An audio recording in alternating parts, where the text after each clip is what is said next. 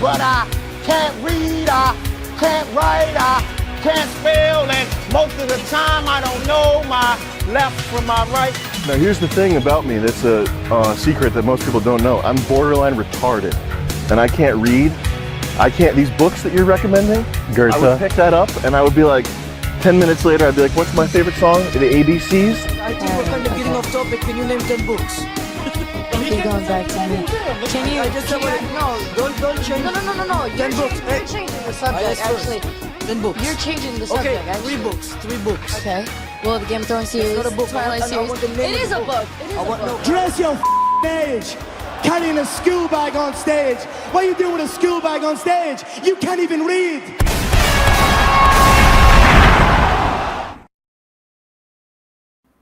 Oh, it's good to be back. Morning, campers.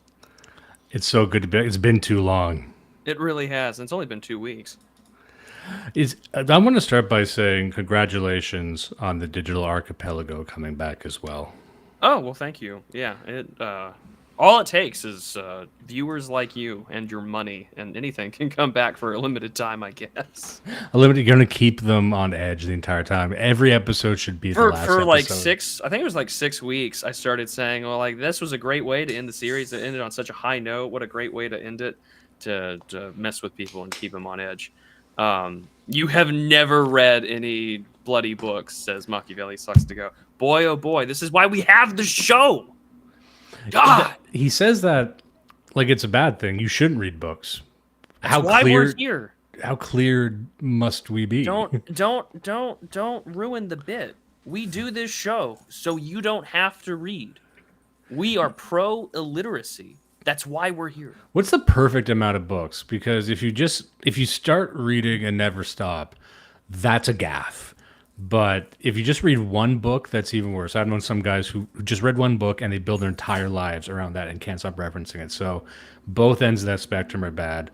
What's a good, like, I want to say 5 to 7. That's enough. Are we talking fiction or nonfiction? I don't even see fiction as reading. I see, like, reading should be a solitary, grim, punishing experience. But if you're just the only time I don't ever find reading fiction to be a punishing experience is when I'm reading dumb shit written by our guys. Like our friend T.R. Hudson has a short story called The Theme Park, and it's literally a theme park where liberals go to beat up and kill Hitler clones. And I'm like, this isn't punishing. This is fine. But you tell me, I love that premise. It's a great premise. It's a great story. I find it weird that I'm like, oh, I read this on a Substack, and now it's in like Hard Reset magazine or whatever, but they call themselves Hard R. And I'm like, this is great, but this also has like a really interesting audience problem now, doesn't it? like no joke, that story sounds like I could see that on TikTok. That would be someone's announcing a new retreat that only women are going on, and then there's video, AI generated or not, of just women paying to beat up Hitler. I bet you could start that in an old abandoned fairgrounds. In an old abandoned book depository in Dallas, Texas. Give a bunch of women some foam baseball bats, and then you and the boys can dress up like Hitler. And we were talking about this beforehand. If they're Zoomers, this has got to be part of what that fetish is that they all have, like getting beaten up by women. So everyone wins. I'm fucking smart at business, man. So we need to invest. I'm going to need a cool 10% on this one, guys, whoever ends up doing it. I need $250,000 for investment capital purposes. I want the fascist theme park of every woman's dreams to come real. For me, I could go for $500,000. I could really go for that right about now. I'm not asking. $250K now. I'm so happy that you brought the gun to the podcast, because we were talking beforehand. It's the talking gun. He did the talking gun. I'm going to bring it up, but I don't want to blow up his spot. It's okay. It's okay. I'm so happy that there's a gun. I was shopping for firearms by mouthfeel. It was a great time. And if you tell that joke to young people around you, they get really uncomfortable. But I'm like, dude, I just saw you retweet how you want to kill yourself like for the last 6 days in a row. But someone makes a well-timed joke. I guess you're not a texture person. That's what I understand. You're not a texture person. I want to bring in my just awkward shotgun and just like try and into the mic, but fumble it and blow up the whole nerve. And then we can do the line. Well, I guess that's it then. Shoot the shotgun, but then I'm dead silent, and I'm like, "Are we? Let's run with this. Murder, suicide, live on air. Murder, suicided himself, because when it's an accident, it's kind of a murder." That's once is murder, second is farce. Oh, we got a comment here, Nathan Hayes. Not once in like 60 episodes has anyone ever told me anything about car insurance. I don't know what that means. Well, you can save 15% or more on Geico. Because we also haven't had 60 episodes, have we? No. No, of course not. This is maybe at best, episode 10? You can't be asking anyone in this space about car insurance, by the way. Like any type of insurance, everyone's going to give you some extreme or another. Like everyone gets libertarian when it comes to car insurance. Everyone's going to say, just don't pay, just don't get it, just don't pay it. If someone asks you for it, shoot them and say you're a sovereign citizen. That movement's wild, by the way. I'm glad that I think Gio and I covered a documentary about it a few months back. And it's and it was Canadian. I think because that was. I think you were on that episode. That might have been that wasn't the last one, but it was like the second to last one. No, it wasn't the last one. It was the second to last one. But it was such a wild ride because it was like maritime law. That's why none of the Canadian flags are on the ground or whatever. Like, and in America, it's even more wild because it's just like guys driving with no driver's license or just a little paper that says I do what I want. It's a fun time. What I love about the sovereign citizen movement, because I understand it and I'm impressed by the amount of legal knowledge required to just participate in this, but it's been going on for so long. I have to ask, has this ever worked? And I mean, has any confrontation ever gone their way? Really? And I guess the one example we had was that documentary we did on Digital Archipelago, where I think you can just frustrate the sheriff enough that they leave you alone. But like if you're pulled over, I'm literally Googling federal court cases involving sovereign citizens because I want to know, have they ever succeeded? Can I just go to court and say nah? Federal courts have seen a wide variety of cases involving individuals identifying sovereign citizens, often related for tax evasion, frauds, and attempts to challenge legal authority. But no, I want actual like court cases. Is what I want. Has anyone thought of going into court with their eyes closed? And there we go. List of all U.S. court cases where a sovereign citizen argument's been ruled against. All of them. A 1990 Supreme Court decision, the U.S. v. Schneider, contains a reference to the sovereign citizen arguments being null and void. If you search the court rule, now I guess I'm going to go on my cracked copy of LexisNexis or with my not so legit credentials and go check that out. We're like the last people on the internet who were looking into the sovereign citizen movement. That really died on the vine, but. I feel like, you know how I know it died on the vine is when like normie YouTubers decided to cover it. Like the moment Wendigoon decided to cover sovereign citizens, that's when you know it was over. Like any political intelligentsia behind any concept of sovereign citizens, they're like, hey, this like baby-faced Mexican kid did a whole like 4-hour documentary on us and made us look like idiots. I think it's kind of over. You know, I wanted to get into making content like that under a different name, a different title. I don't know if you've ever heard of that career, like Nexpo or something. Oh, yeah. Very, very serious and moody reviews of like creepy pasta and pretending it's real, right? And I wanted to do that. I'm your host, $50. Yeah. Just keep with the currency. I'm your host. 25 cents. What's that called? Nothing. But yeah, I want to do that just for our bullshit, our lore on the side, and make like an hour-long documentary about. Could you imagine like a Chris 2.5 hour long documentary on the rise and fall of Campbot? Oh yes. And I want a sequel to that Feel When No GF, that's what I want. The rise and frustrating plateau of Logo Daedalus. I would watch that for an hour and a half. And it would just be like the thumbnail would be him like barely raising his hand when he's at that Caleb Maupin, communist thing or whatever that he tended to. Like he was trying so hard not to be seen. That was really entertaining. I don't like him at all, and I hate him so much. I want to become his biggest fan. Like I want to. He has good. Yeah, I will say this. I like his literature takes. Yeah, He has but some great literature takes. Outside of that, his cinephilia is an instant turnoff. like I look at him and I say, I want to take some time off, and I want to teach you Brazilian jiu-jitsu, and I want you to be able to kick my ass. And I want that to happen, and just to see someone that looks like him just beat the shit out of me. Just the Giga Chat with the flashlight, and it's just like ripped and ready to kill Logo Daedalus. Have you ever hated someone so much you want them to kill you? That's where I'm at. Oh, that's a great way to blow 10 minutes of the show real quick. It's a fun time. That's a great way to blow the confidence and the good faith of our audience. But skip to around 11:35 for those that made it this far. Also, which is what we're at. Oh, you know what? We'll get started now. Let's get started. Let's get it in this book. There you go. Before I'm going to get into the weeds on something or other, and that's the last thing we need tonight.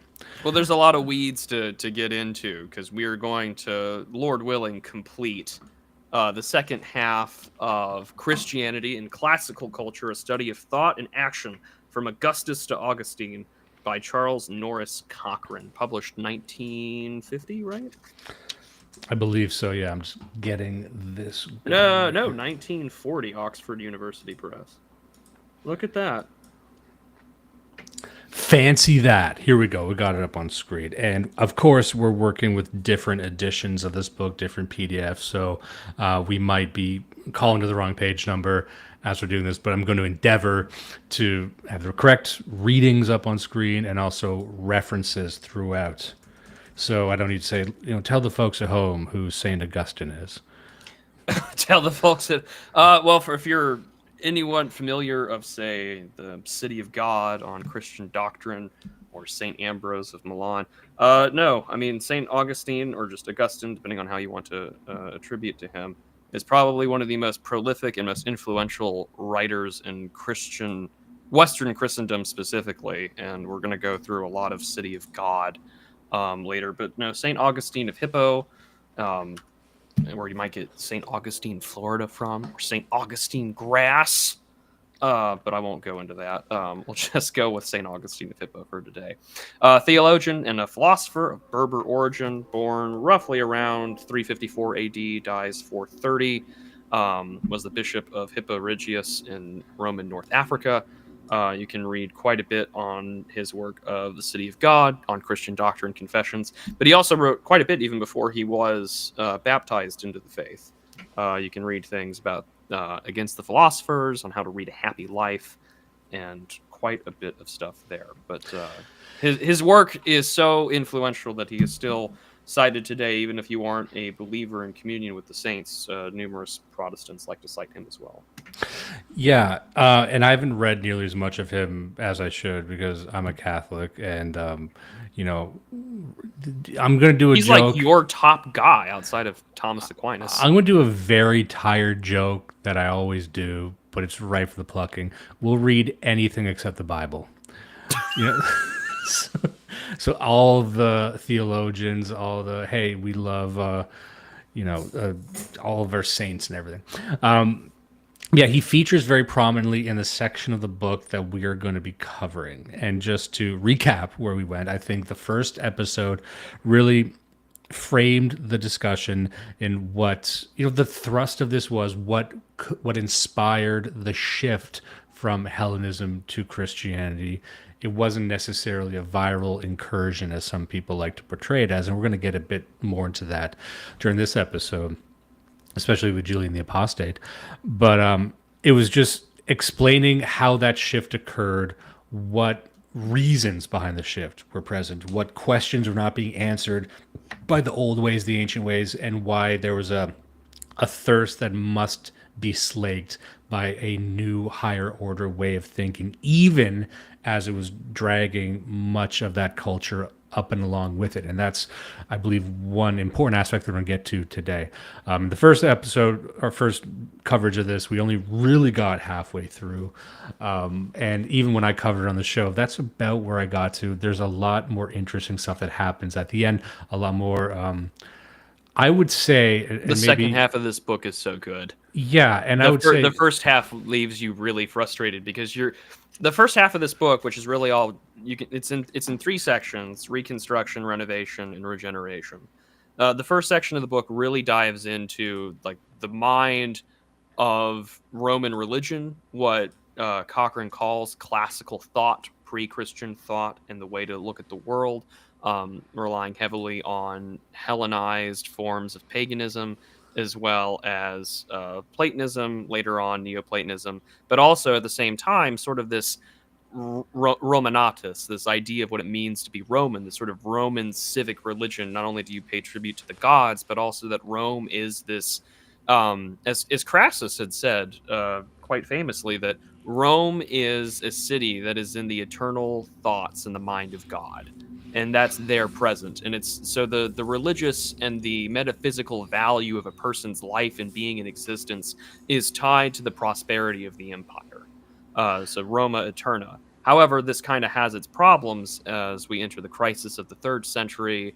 We have these outside religions, Judaism, Hellenized Judaism, Gnosticism, Manichaeism later, and other belief systems kind of clashing, especially not only just from the East, but also dealing with the religious traditions of the Gauls and the Germanic tribes that they had been dealing with in the frontier. What frustrates me the most about that entire section is that we get like a short paragraph on Diocletian, and then we jump straight to the Edict of Milan. And it's incredibly frustrating for a book that's trying to compare, contrast, and understand the synchronicities as well as syncretism between classical thought, classical philosophy, and the Christian understanding of the world. And there is no mention at all of, St. Justin Martyr, Athenagoras of Athens, or even, Pliny or Livy writing to other Roman emperors throughout antiquity about what the hell did we do with these Christians. And so the first half of this book is really frustrating because it's like, well, there's a lot of early interactions between pagans and Christians. Like Celsus gets mentioned quite a bit in this book, but we actually don't see Celsus explicitly quoted very much at all. And I know not a lot of his work still survives outside of Contra Celsus, written by Christian apologists, in the same way that Against the Galileans by Julian the Apostate. We have only fragments that survive. We have quite a bit of it still there, but that gets quoted extensively. And it's just frustrating because it's like, well, if we're trying to understand how these things came to be in the context of a Roman system of government, the empire, trying to reformulate, this sort of civitas, the public sector, the private religion, the church and the state, the things that we kind of know today, especially in Western philosophy and Western legal thought, that there's not a lot of direct clashes early on. And instead, we kind of get the biggest amount of this we actually get comes from the successors to Emperor Constantine. And there's a whole really great chapter on Julian the Apostate, which is really good. And so I think that might be a good place to start, because I think that his arguments against the religion are interesting, but I think to me what makes it far more interesting when reading about the life of Julian is the way he governed.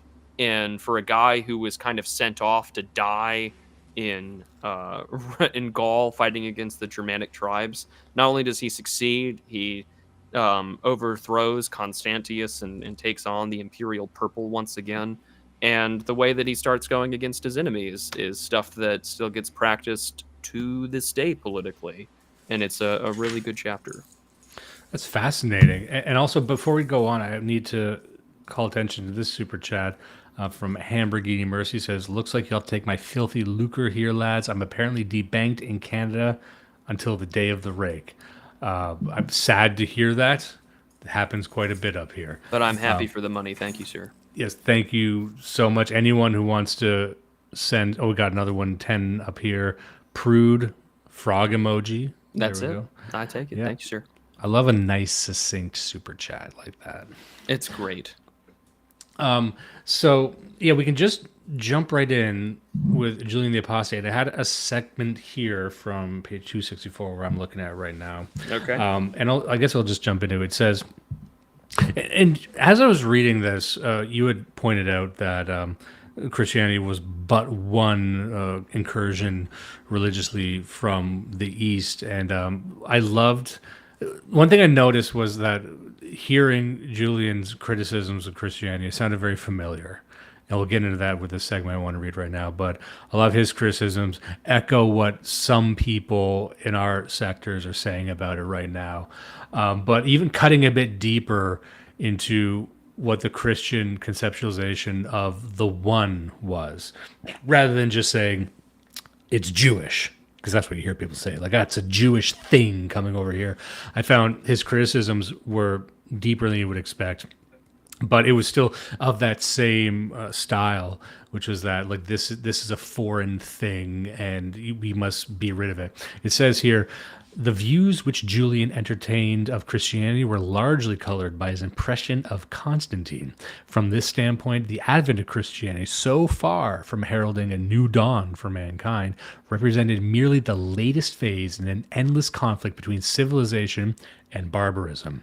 Accordingly, he everywhere opposes characteristic examples of Jewish wisdom to their Greco-Roman counterparts and asserts that, by comparison with the immense achievements of the Romantas, the record of the Hebrews is contemptible. So interesting couple lines there.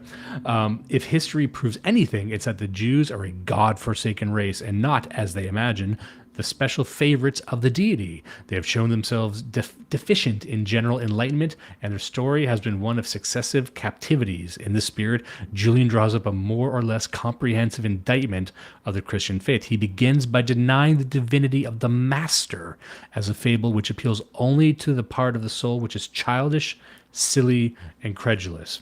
So, the criticism of the Master, yes, but also saying, this seems Jewish to me, and these Jews they suck, and I don't like them. Would that be a fair assessment of his criticisms there? A good chunk of it, but also we have to understand that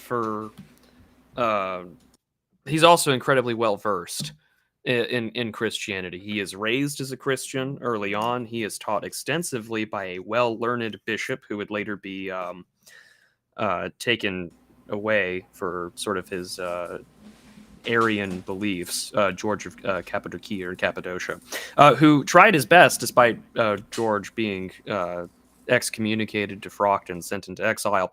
He tried very hard to ensure that he got a hold of his library. If there's one thing that we can give definite credit to for Julian is that he's an incredibly well-read man. He is definitely a scholar as well as a military leader.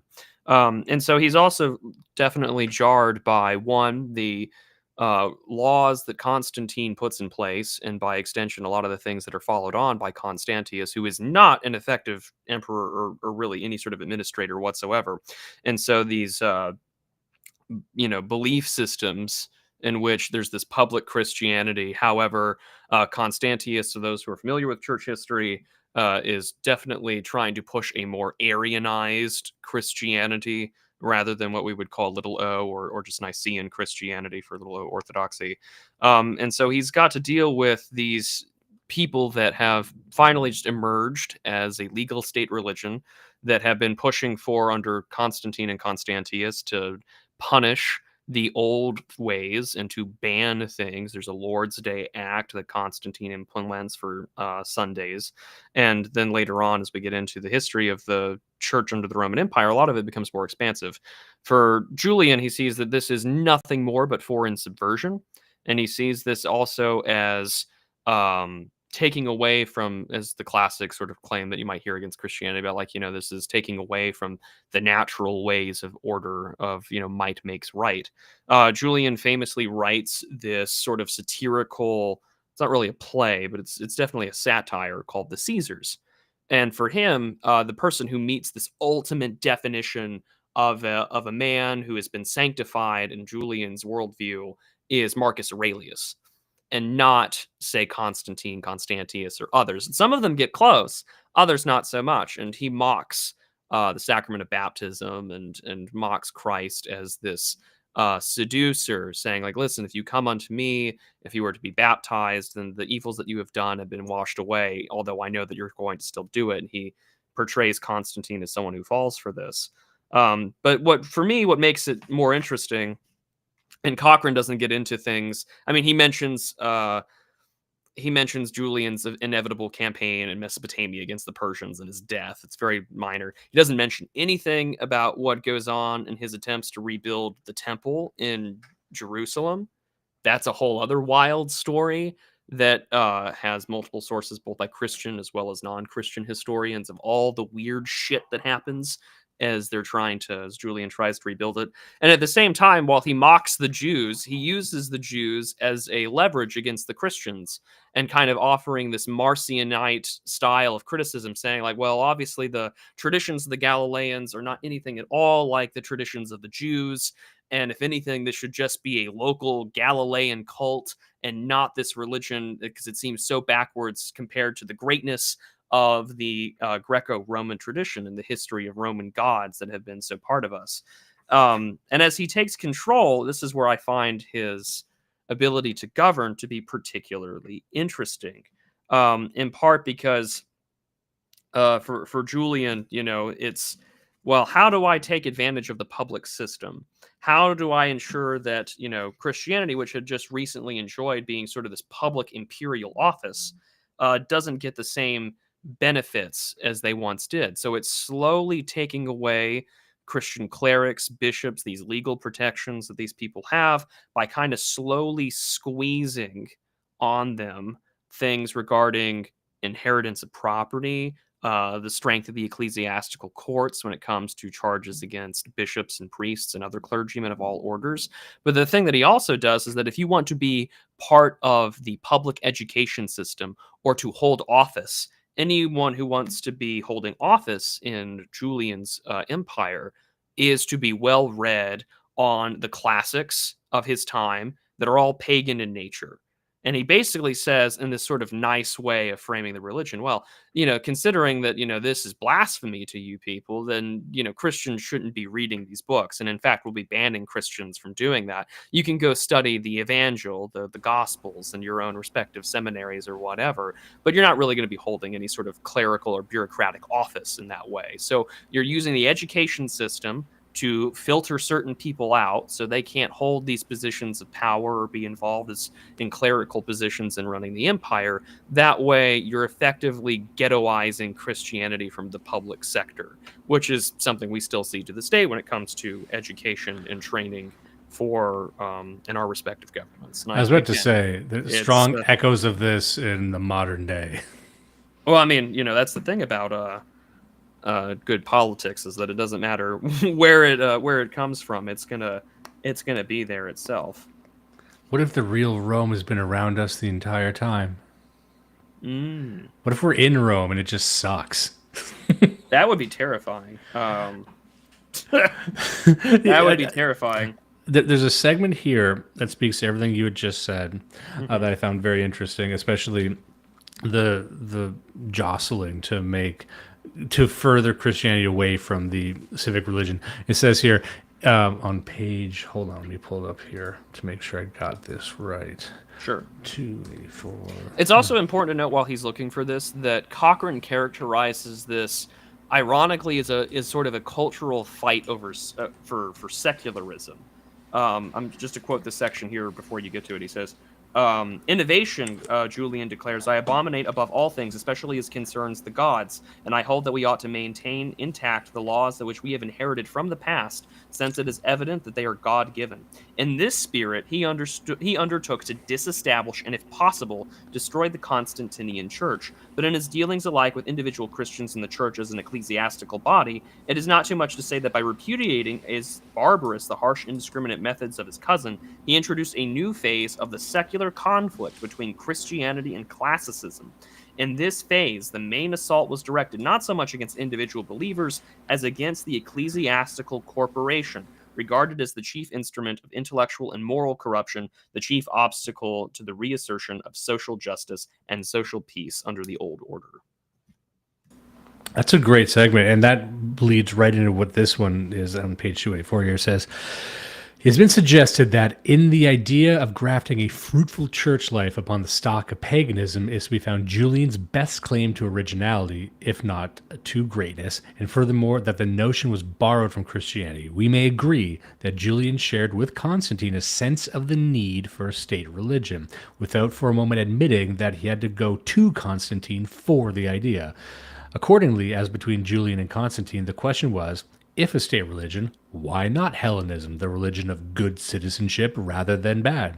The problem was to present Platonic solar monotheism as the foundation for a cult of civilization capable of unifying and vitalizing Romanitas, while at the same time offering a fresh sanction to local and national loyalties within the larger whole.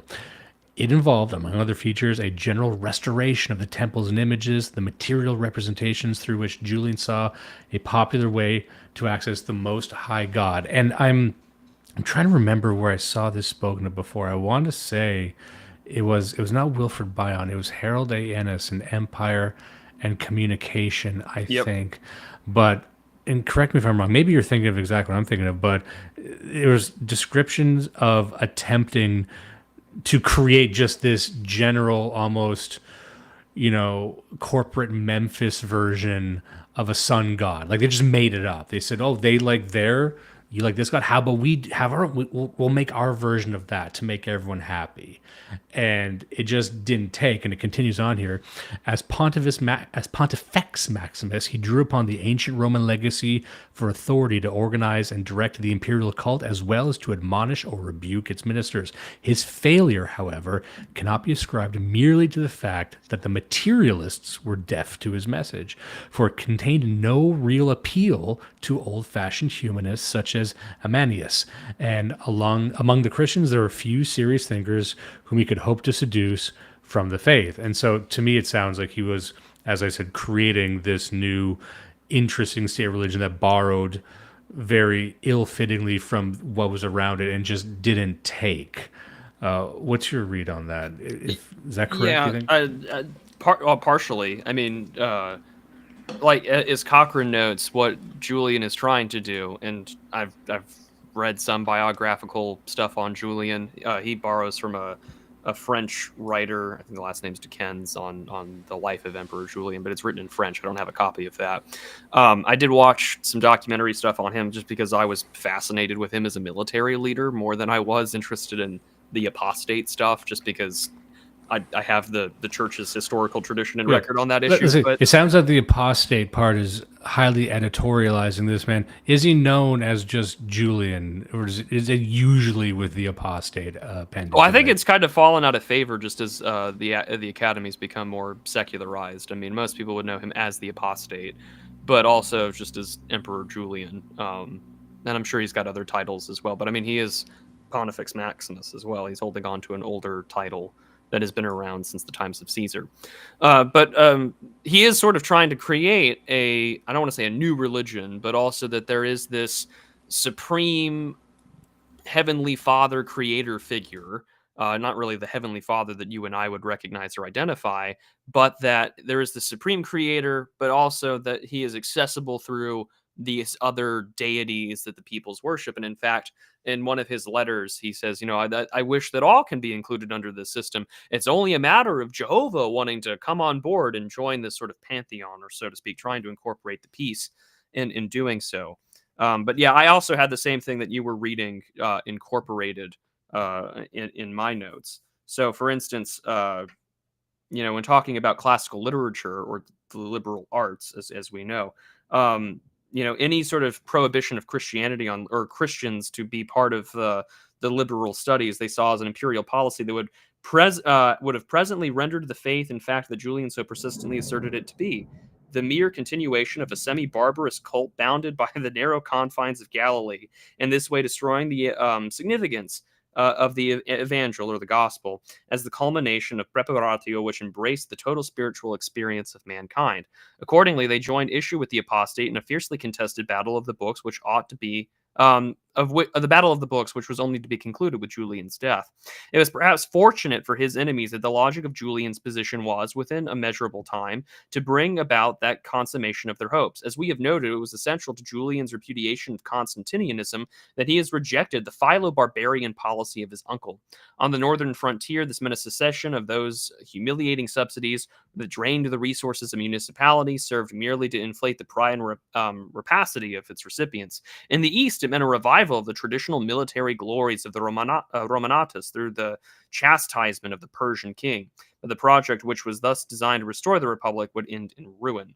But that's a whole other discussion with regards to his military campaign in Persia. But like, again, we're seeing we have to keep these people out of the schools. We have to keep these people from attaining education. We have to stop giving them the subsidized position that Constantine and Constantius continued, of giving them these sort of subsidized posts. They can't take advantage duty-free of the imperial system or its service. And we can definitely define Julian as a reactionary to ongoing social changes.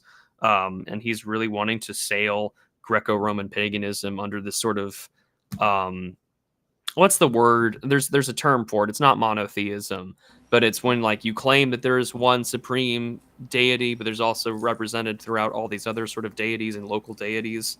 I think it starts with an H. I don't know the term off the top of my head. That's what he's trying to institute alongside. Yeah, I don't know the name for it, but I've seen people advocate for that even now. Yeah, and so you've got a guy who's trying to keep things balanced because he still does have to deal with this Christian institution that he despises, but at the same time he's trying to push forward the Platonic Roman Hellenist paganism that we know. Wifa here says henotheism. Thank you. I knew it started with an H. Henotheism.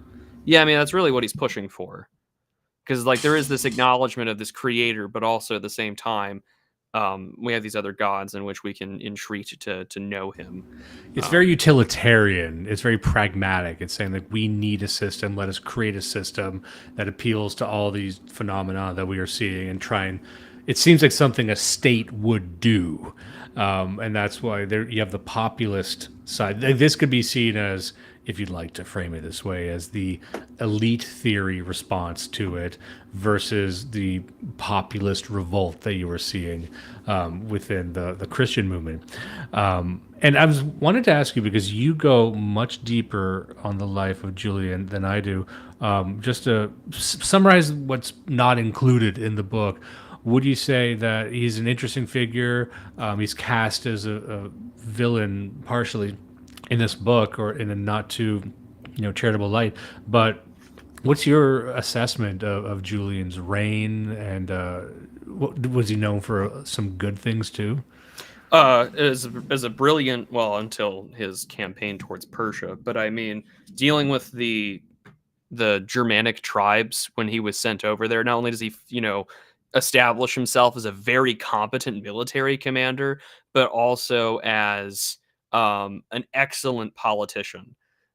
Because under the system at the time, you sort of have like big C Caesar, and then these like little guys that are lower ranking positions that are meant to keep, that are meant to govern in other areas, but still answer to him. And so you have these letters that he gives to Constantius, where he pays sort of credit to Constantius's character, but at the same time he fucking hates the guy, and Constantius is not a very good emperor in comparison to, say, Constantine or previous emperors beforehand. And so for him, Julian is this excellent political leader that has managed to successfully take power, and then to begin to govern with pretty effective authority, and slowly trying to use the tools available at his power to squeeze out his enemies from gaining any further positions. And of course, a lot of this dies, of course, in the Battle of Mursa, and dying at the hands of the Persians, just like other Roman emperors had done so before in the past. But even while he's there, I mean, it's just sort of funny to me. So he kind of goes. He's in Antioch, and for those who know their book, The Acts of the Apostles, Antioch is the city where we get the name Christians from. And so, he's there, and the Christians kind of make this plurality majority, kind of like around maybe half, maybe 45% of the city. And even they are like, we don't want to really deal with you. And they kind of mock him for his appearance, to where he writes this little satire of himself, about having this beard that he thinks is meant to make him look astute and intelligent. And if you want to have a good time, go enjoy reading his work. There's quite a bit of it that we still have preserved in letters and in writing. His criticisms of Christianity, his satires of Constantine and of Christ. But nevertheless, in regards to this section, it's still the end of sort of like attempts to overthrow the Roman Church or the imperial Christian Church at the time. It doesn't really come to an end until maybe Emperor Theodosius, when there's far more of an attempt to govern as a Christian political leader.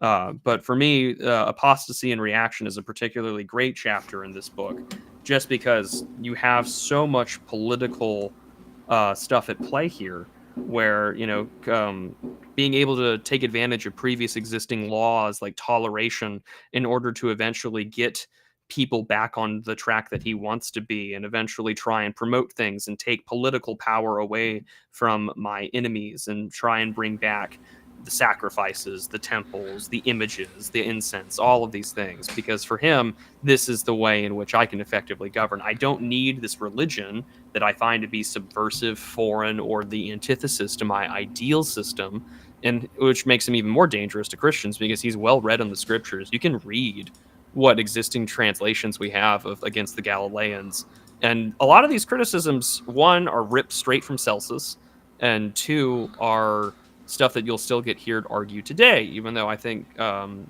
St. Cyril does a pretty good job responding to him. But again, it illustrates how much of an influence that he has, and I can see why people like Alex Petkus and others have kind of made some similar comparisons of Julian's time to today. Yeah, I found myself, I won't say I identified with his arguments, but I understood them, and I thought the points that he were making were very, as you had said, he was informed by being brought up within the Christian context. He had a deep understanding of it. And this is probably a bad example to give, but I was reminded of a figure named William Gailey Simpson, who I'm not sure if I brought up in the last episode. By the way, if it sounds like there's gunshots in the background, this is Canada Day Eve right now. So people are setting off fireworks, and there's also a thunderstorm that's supposed to be there's blowing also in. a thunderstorm near me. So Yeah. if you're hearing stuff, it's also up my background. And then of course, I'm glad we're doing it on the 30th and not tomorrow or our Independence Day, because man, nothing would get done. Yeah. What I was saying was I was reminded of William Gailey Simpson, who wrote the book Which Way, Western Man, which is a book a title that's a wild read. I don't know how many of the audience have read it. I know that you and I have. Yeah, it's very long, and he wrote another very substantial work that was more his autobiography, although this has a lot of his autobiography in it. He was affiliated with William Luther Pierce and the National Alliance, but his story, he became a Nietzschean. However, for most of his adult life, he lived what he called a Franciscan life. So for people who don't know, he was a modern day monk. He lived in poverty by choice, did not take a salary, did not take a wage, and would travel around doing good works for free, trying to live as he believed Christ did. And he did this for quite some time. And at some point, the details escape me, but he spent a period of study in a cabin gifted to him by a friend, and he started getting into Nietzsche, started getting into German philosophy, and then he ended up rebuking his entire previous Christian identity and became a Nietzschean, became will to power type guy, and in fact spent the majority of the book arguing against Christianity. And so he could do that, in my opinion. I don't necessarily agree with it, but I found that he could do that more effectively, or at least I believed his words more, because he had such an intimate knowledge of it versus just some apathetic atheist who's kind of cherry picking gotchas and stuff. Now, this was a true believer who possessed more tools with which to dismantle it or whatever he was trying to do to it. And so I think that's why I appreciated Julian's. I keep saying it can't be Julian. That's just my Trailer Park Boys poison brain getting in here. I'm always going to say, is it Juliantius? No, it's Julian. There's this one part here that I think summarizes it, and it was his conflict with monasticism. And I was just about to go there, so go on. Yeah, and how his criticism of it was more philosophical. And that's what, when we're speaking of his ideas or criticisms that I thought resonated, this is one of them. He says, notwithstanding its vogue in the 4th century, monasticism remained a somewhat unusual manifestation of Christian life. Largely spontaneous in origin and character, the movement appealed mainly to persons of acute sensibility and peculiar temper, and although favorably regarded by churchmen like Athanasius, it was still largely beyond the control of ecclesiastical authority. In this sense, there was some truth in Julian's charge that the monks were the cynics of the Christian world. Nevertheless, there was one characteristic shared alike by monks and ordinary Christians who, without any aspiration to perfection, submitted themselves to the teaching and discipline of the church. This was their common repudiation of reason, of knowledge of the world as a means to self-knowledge, the hard intellectual core which had given character and consistency to classical life. And to Julian, the rejection of reason meant the rejection of all objective standards for life based on the purely subjective forces of impulse, emotion, and sentiment. And I just wanted to connect that to a thought that we had established in the first part of this, which was that you can understand where they're coming from when this thing called Christian faith is of another world. It's directed almost singularly to the hereafter, to the realm outside of this life, whereas the classical world, the ancient world, the Hellenist world, was much more focused on nature, arguably more scientific. And what Christianity represented to them, at least, was a rejection of that. It doesn't care about worldly things. It doesn't care. It sees nature. It sees the entire material world, our realm, as subservient to this higher realm. And so what he saw there was faith as a rejection of reason itself. And that transition was interesting to me because the Christianity that we all understand now seems to have abandoned that fixation on the other world and has turned inward to try and dissect this world. There has been a sort of scientification of Christianity, in my view, and this was explained in depth in the book, The Disenchantment of the World by Marcel Gauchet, which is that we subjected Christianity, us, in what you might call the West, but we might also call Europe, we subjected Christianity to our own scientism. We dissected it. We tried to rationalize Christianity. I think we succeeded, but we severed or made extremely distant our connection to the what you might call the paranormal realm, which is what every ancient person inhabited. There was no demarcation in these people's minds between the paranormal world and the real world. It was totally immersive. And then you start to see this segmentation. I think that segmentation actually takes a leap here by saying there are these different worlds. It's not just intertwined like that. And I think Julian was correct to see that as a threat. Yeah, and not to mention that he's got the perfect opportunity to do so because Constantius is more favorable towards an Arianized Christianity. And for those unfamiliar with Christian heresies, Arianism is the concept that Christ is a created being and not the eternally begotten of the same substance of God the Father. And I referenced this book last episode called Russia and the Universal Church. And the author makes a really good point in which the reason why, and this is sort of Eastern Western sort of fighting about who's been more, heretical or who's been more doctrinally correct. But the reason why you see a lot of Eastern emperors from Constantius to the end of the Roman or to the Byzantine Empire have these greater favorabilities towards these heretical components is because the moment that you detach Christ and the Christian understanding of Christ, little o Orthodox Christian understanding of Christ, that you've reduced Christ to a man on a pantheon. You've reduced God to something that is distant. Because if God did not come down to become incarnate, and thus to save mankind from their sins, then all of a sudden earthly temporal power once again matters more. And I've now divorced the general body politic from the hereafter, or to take no care for tomorrow will, worry unto itself. Now we can focus on temporal power, imperial power. And as Constantius is pushing and fighting with the church, the pre-schism, very early Constantinian church, now all of a sudden Julian's just like, oh well, they're fighting amongst themselves. There's these problems politically with the legal system, the money, the revenue, the taxes, the subsidies. I can come in. And after Constantius is deposed, he has sort of this advantage to really put into it, because now he's got this ability to say, listen, this system that Constantine put in, look at the short amount of time it's been legalized, has this authority.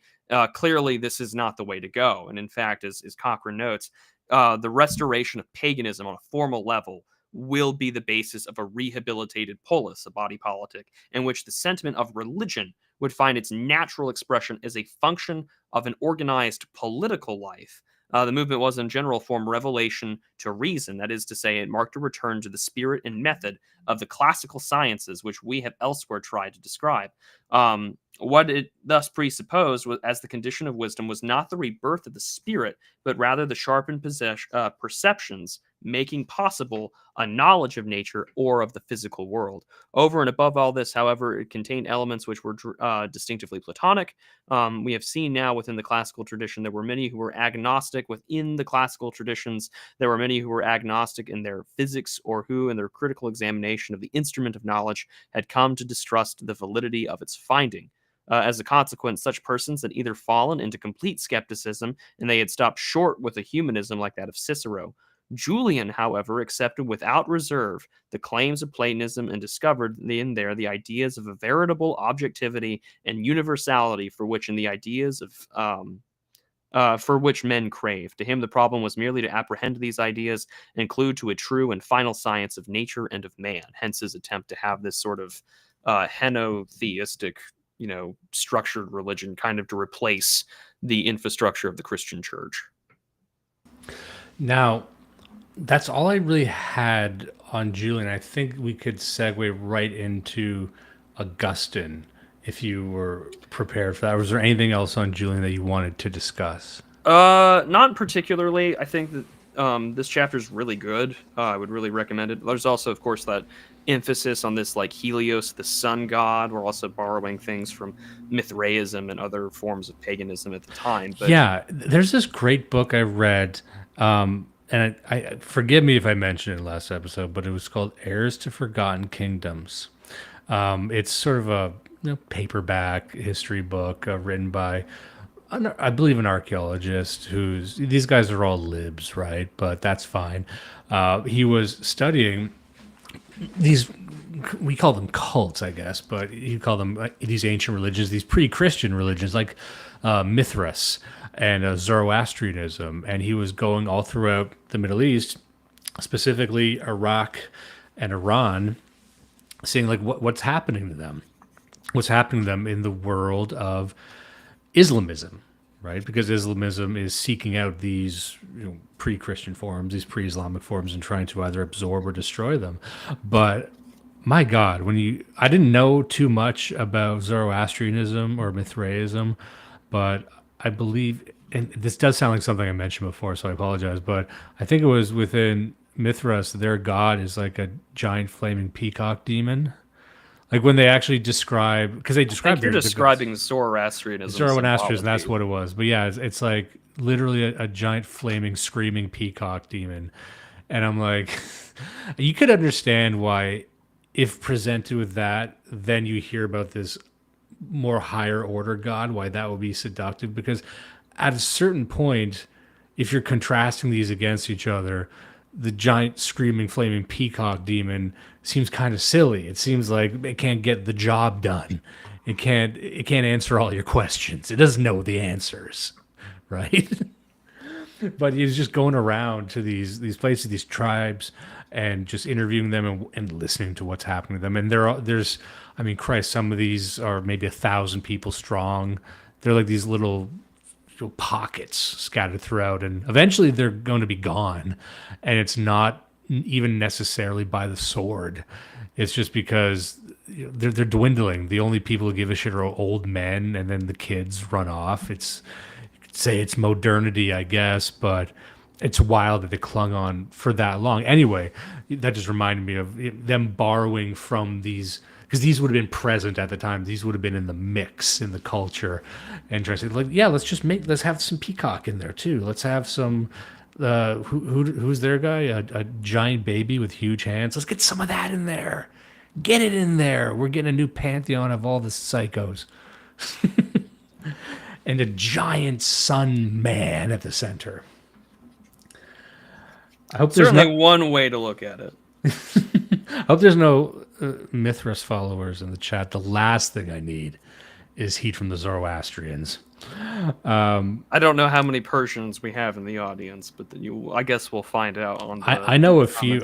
Honestly, in this scene, they're all over the place. They don't reveal. Well, that is sort of the thing about this scene. Is sort of a meta commentary, like the sort of niche versions of certain beliefs, pagan, Christian, or otherwise, tend to overrepresent themselves on these side of things. You know, like you're a Catholic. You've described yourself as a Catholic weekend warrior. I am a guy who goes to an Orthodox church like 3 days of. Maybe 4 days a week, depending on what I'm singing in or serving in. And I've been, I converted like 5 years ago at this point. So it's just like, yeah, we kind of overrepresent ourselves. So yeah, maybe there are some Zoroastrians in chat. I wouldn't be surprised. Just some Zoroastrians mauling, seething, cannot reveal themselves, of course.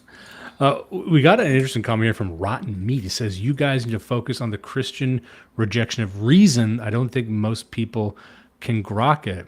One thing I would respond to that with, and I said it when I was just going on that diatribe a minute ago, was I think people struggle to grok it because it's from a faraway time. When you describe, we've discussed this very frequently on our show, Blood Satellite, and many others have as well, but the way the ancient mind was immersed in religion is completely alien.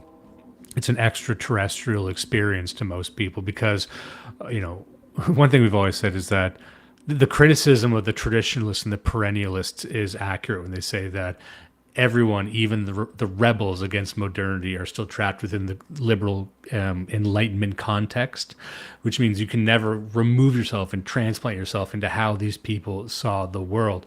So to say that, faith used to counter reason is perplexing to a lot of people, because how can these things be at odds? Is faith not a rational thing? If you were to ask people online, ask any of your friends, I bet they would say that faith is completely rational. But in this book from Cochrane, and I believe this to be the case across time, that faith was seen as the counter to reason. Reason was of this world, but faith was supposed to be outside of that. It's supposed to be, and that was the whole idea of monasticism. You surrender your possessions, you remove yourself from the physical world, you dedicate yourself to this one simple thought process, and that's it. And that would have been highly peculiar, as he says, and very rebellious.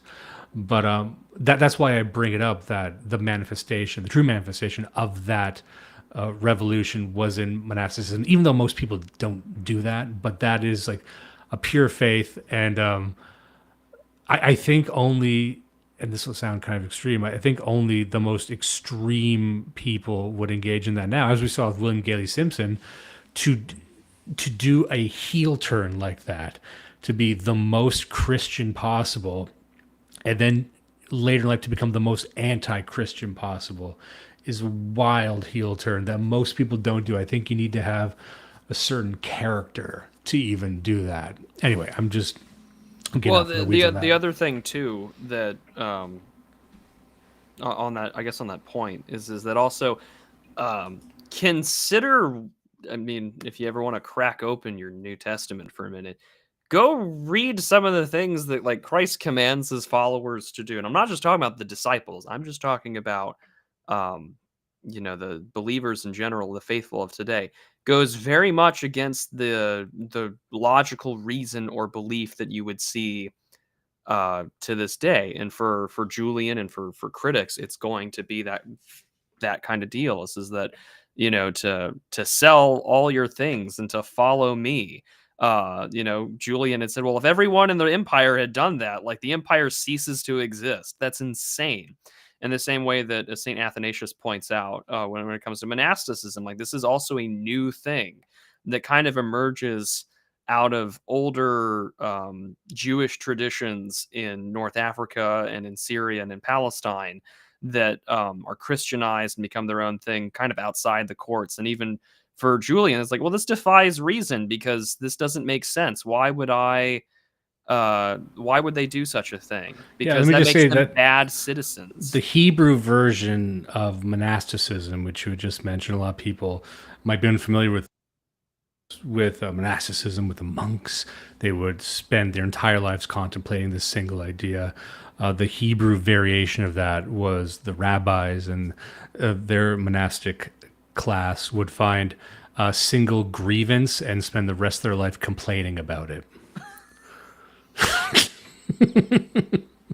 On a more historically older note, rather than just our usual jokes about kvetching, no, I mean it did exist in sort of in the deserts and places like that, and then of course this later becomes a Christian thing, and it's noted by writers like Josephus that there were sort of these like potentially Christian. Some say that might have been added in, but there were definitely sort of these Jewish sects that had sort of wandered off into the desert trying to be like to find God in their own way. There were followers of John the Baptist that were not Christianized, but like it's mentioned in the book of Acts. And then you have other groups that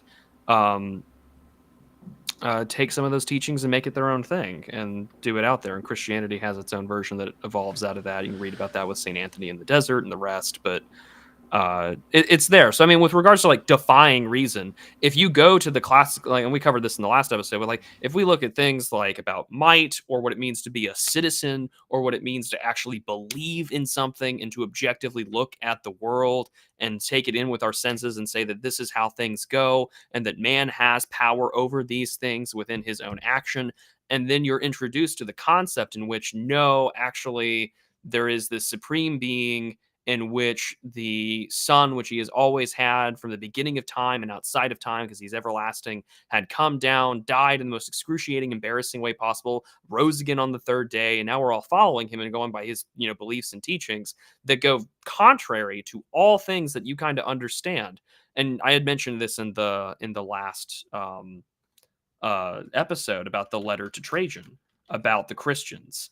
It's Pliny's letter, where he's just like, I have no idea what to do with these people. I'm going to treat them like criminals because that's the only like method or system I have to understand these people. But they treat this so-called Christ as a god, which we don't recognize. And they only recognize this one God, which for the classical mind is akin to atheism because you deny the power or the divinity of all other gods. Although if you were to ask Christians of those times or even Christians of today who kind of know their scriptures and know their church tradition, they would say, oh no, that's not true. They'll tell you that they just think that they're demons, as David points out in the Psalter. But yeah, I mean, to defy reason, this is what Julian spends so much of his writing about and his reaction to it. And it's important to keep in mind that is what Cochrane's whole book is really about, is this clash between this Christian understanding of the world versus this ancient Roman tradition and the Platonic, Hellenistic, and I guess barbarous, Northern European influences on the empire, and how those two came to clash, and how the imperial state evolves as Christianity comes to become this legal religious institution that eventually becomes the dominant institution in the empire. I also wanted to call attention to a couple of comments here I think are worth highlighting. From Fabian Cartouche, he says, the entelechy of deity/deities suffuses every second of time and millimeter of space and intermediates the contents of subjective experience among people whose worldview was yet unfiltered by, and the second part, industrial modes of measuring truth. I like that. Just we're kind of circling back to the Great take. yeah, the German idea that kicked this all off. And then just a few others here. You know, Sean Weiland says faith exists before rationality. I mean, you know, I'm not to return to that, but like I'm always reminded of a conversation I had with our good friend Christopher Sandbach. I can hear his voice in my head saying, in a frustrated tone, saying how that's not true. Because it's almost like when we say faith, I'm not trying to be biased when I say this, but it is a distinct, more total Christian faith, and that what existed before might not have been faith in that sense, but it was more immersive. Like the idea of faith being that you had to give your entire mind and soul up to something that doesn't even justify itself rationally. Like it doesn't need to prove itself. That's what makes faith so strong. Whereas throughout history, people may have very believed in a very literal paranormal world, but they didn't need to have faith in it. They just understood it to be real. So it was completely rational because the paranormal and nature were fused. Whereas we've separated faith from this world entirely, and it's become this other thing. I think that was more the transition. So there's a difference between faith and belief there. Not to dwell too much on that, but is what I'm saying make sense there? Yeah. Willie McDuff for $10 said nothing, not a word. Love to see it. So, We love continue. that. We love when money just flows through without reason. Keep it flowing. And Rotting Meat continues, having kind of fun to have this conversation right now. People have been discussing how the pagan miracles failed as Christianity rose. This book seems to ignore that dialogue. I don't know if that's a conversation going on in the pagan sphere right now. I mean, there's a lot that's not going to be discussed in this book. You cannot compress the entirety. And this is where maybe our criticisms might be unfair, because you can't discuss the entirety of Roman That's where my history. criticisms are, because you can't just talk about the Roman concept of like the nation or the people or the soul, and then you're trying to contrast that with Christianity, and like you really don't talk about those compares and contrasts at all. And I get it. This book in itself is great. You really should read it. But at the same time, you're trying to compare these differences in mindset and how these like understandings of the world change. But you're not exploring their different. That's why I gave so much attention for this section on Julian, because these sort of conversations, I guess, that are happening in the backdrop, like, you can go online to the Internet Archive or whatever. You can read what's left of Julian's criticisms of Christianity. You can read what's left of Celsus and other critics, and you can read the Christian responses to it. And these things are like 1,700 plus years old. Like, you want to see one of the earliest ones, go to Irenaeus, St. Irenaeus, go to St. Athenagoras of Athens and his like legalistic philosophical defense of Christianity to the Emperor of Rome. And it's totally these different understandings of trying to conceptualize, how do I make this totally foreign religion, this concept that flips the world upside down, as even the Jews call it out in the book of Acts, and try and make it make sense to a very Roman legal mindset where the metaphysical understanding of the world is totally different than what these guys are preaching. And for that alone, Cochrane does such a great job chronicling the history of the Roman state through this clash of ideas, religion, and worldview, specifically as the government of the Roman Empire tries to govern according to these principles. Yeah, and I think that's a great transition into Augustine, because I know one important aspect you wanted to discuss was the city of God in this. And honest to God, I thought about suggesting to you that we cover it, just because, for context, everybody, this book is about 600 pages long, and it's a little less than 600 pages long if we stop at the footnotes. The City of God, written by St. Augustine, and if I are to leave out any footnotes or translations or anything like that, consists of over 20 books, and it concludes on my copy, at least, my Penguins Classics version, is 1,091 pages long. To talk about the City of God in here is going to be a very condensed, tiny version. To talk about St. Augustine would also take a boatload of time. But one thing I do want to transition real quick before we get to St. Augustine is the chapter called State and Church in the New Republic. It's in the renovation section. And it's particularly interesting because there's still this great deal of trying to make the world make sense after Julian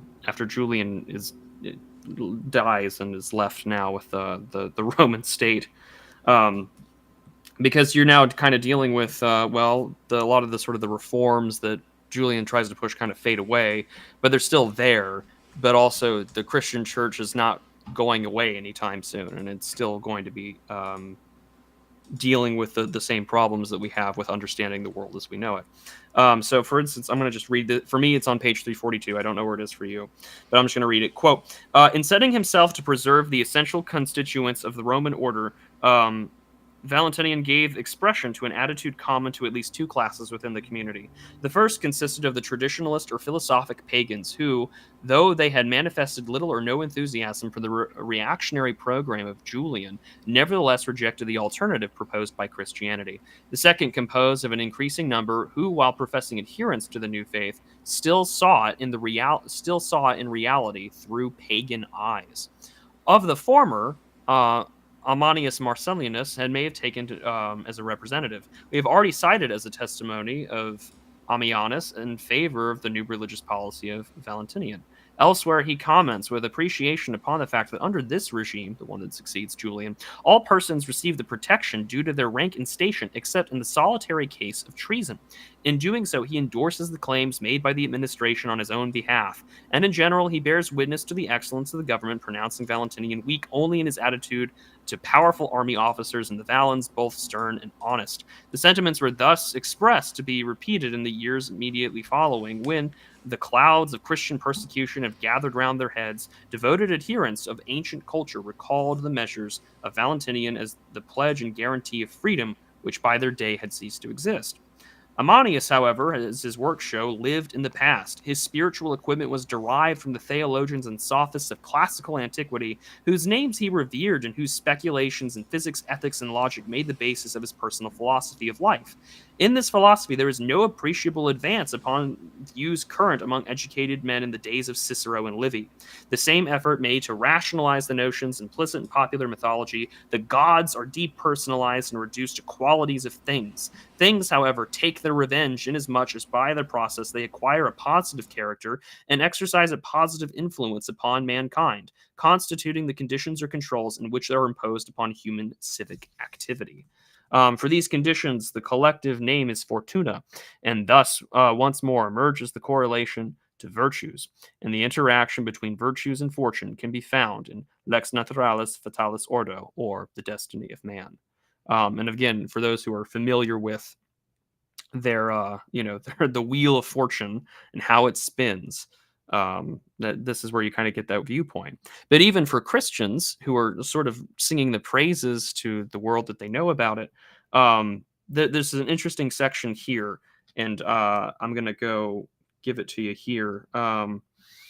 Quote, the same no problem arises in the connection to poets who, Christian, no less than pagan, regularly employed the ideological apparatus traditional to classical thought and art. Such as, however, ambiguity may be fairly said to disappear with Ausonius, than whom there could hardly be a character more typical of his age. He was a lawyer and a rhetorician from Bordeaux. He was summoned by court to Valentinian to serve as a tutor to Gratian, and in generous recognition of his services, Gratian later to elevate him to his consulship. In his well-known Eastern hymn, after speaking of the Trinity, he concludes with the following, and my Latin is dog shit, so I'm not going to butcher it, but I am going to translate it for you because it is really interesting. And let's see here, translate. Such as Such an example is seen in the earthly world. Augustus, the father of twins, Augustus, who have embraced him, brother and son, piously, as he does share the kingdom with God, nor does he divide it, having all things, alone and having bestowed on all things. Therefore, these who are alive with us today in threefold piety, may the rulers of the earth and ministers of heaven, O Christ, be present with the eternally pleasing Father.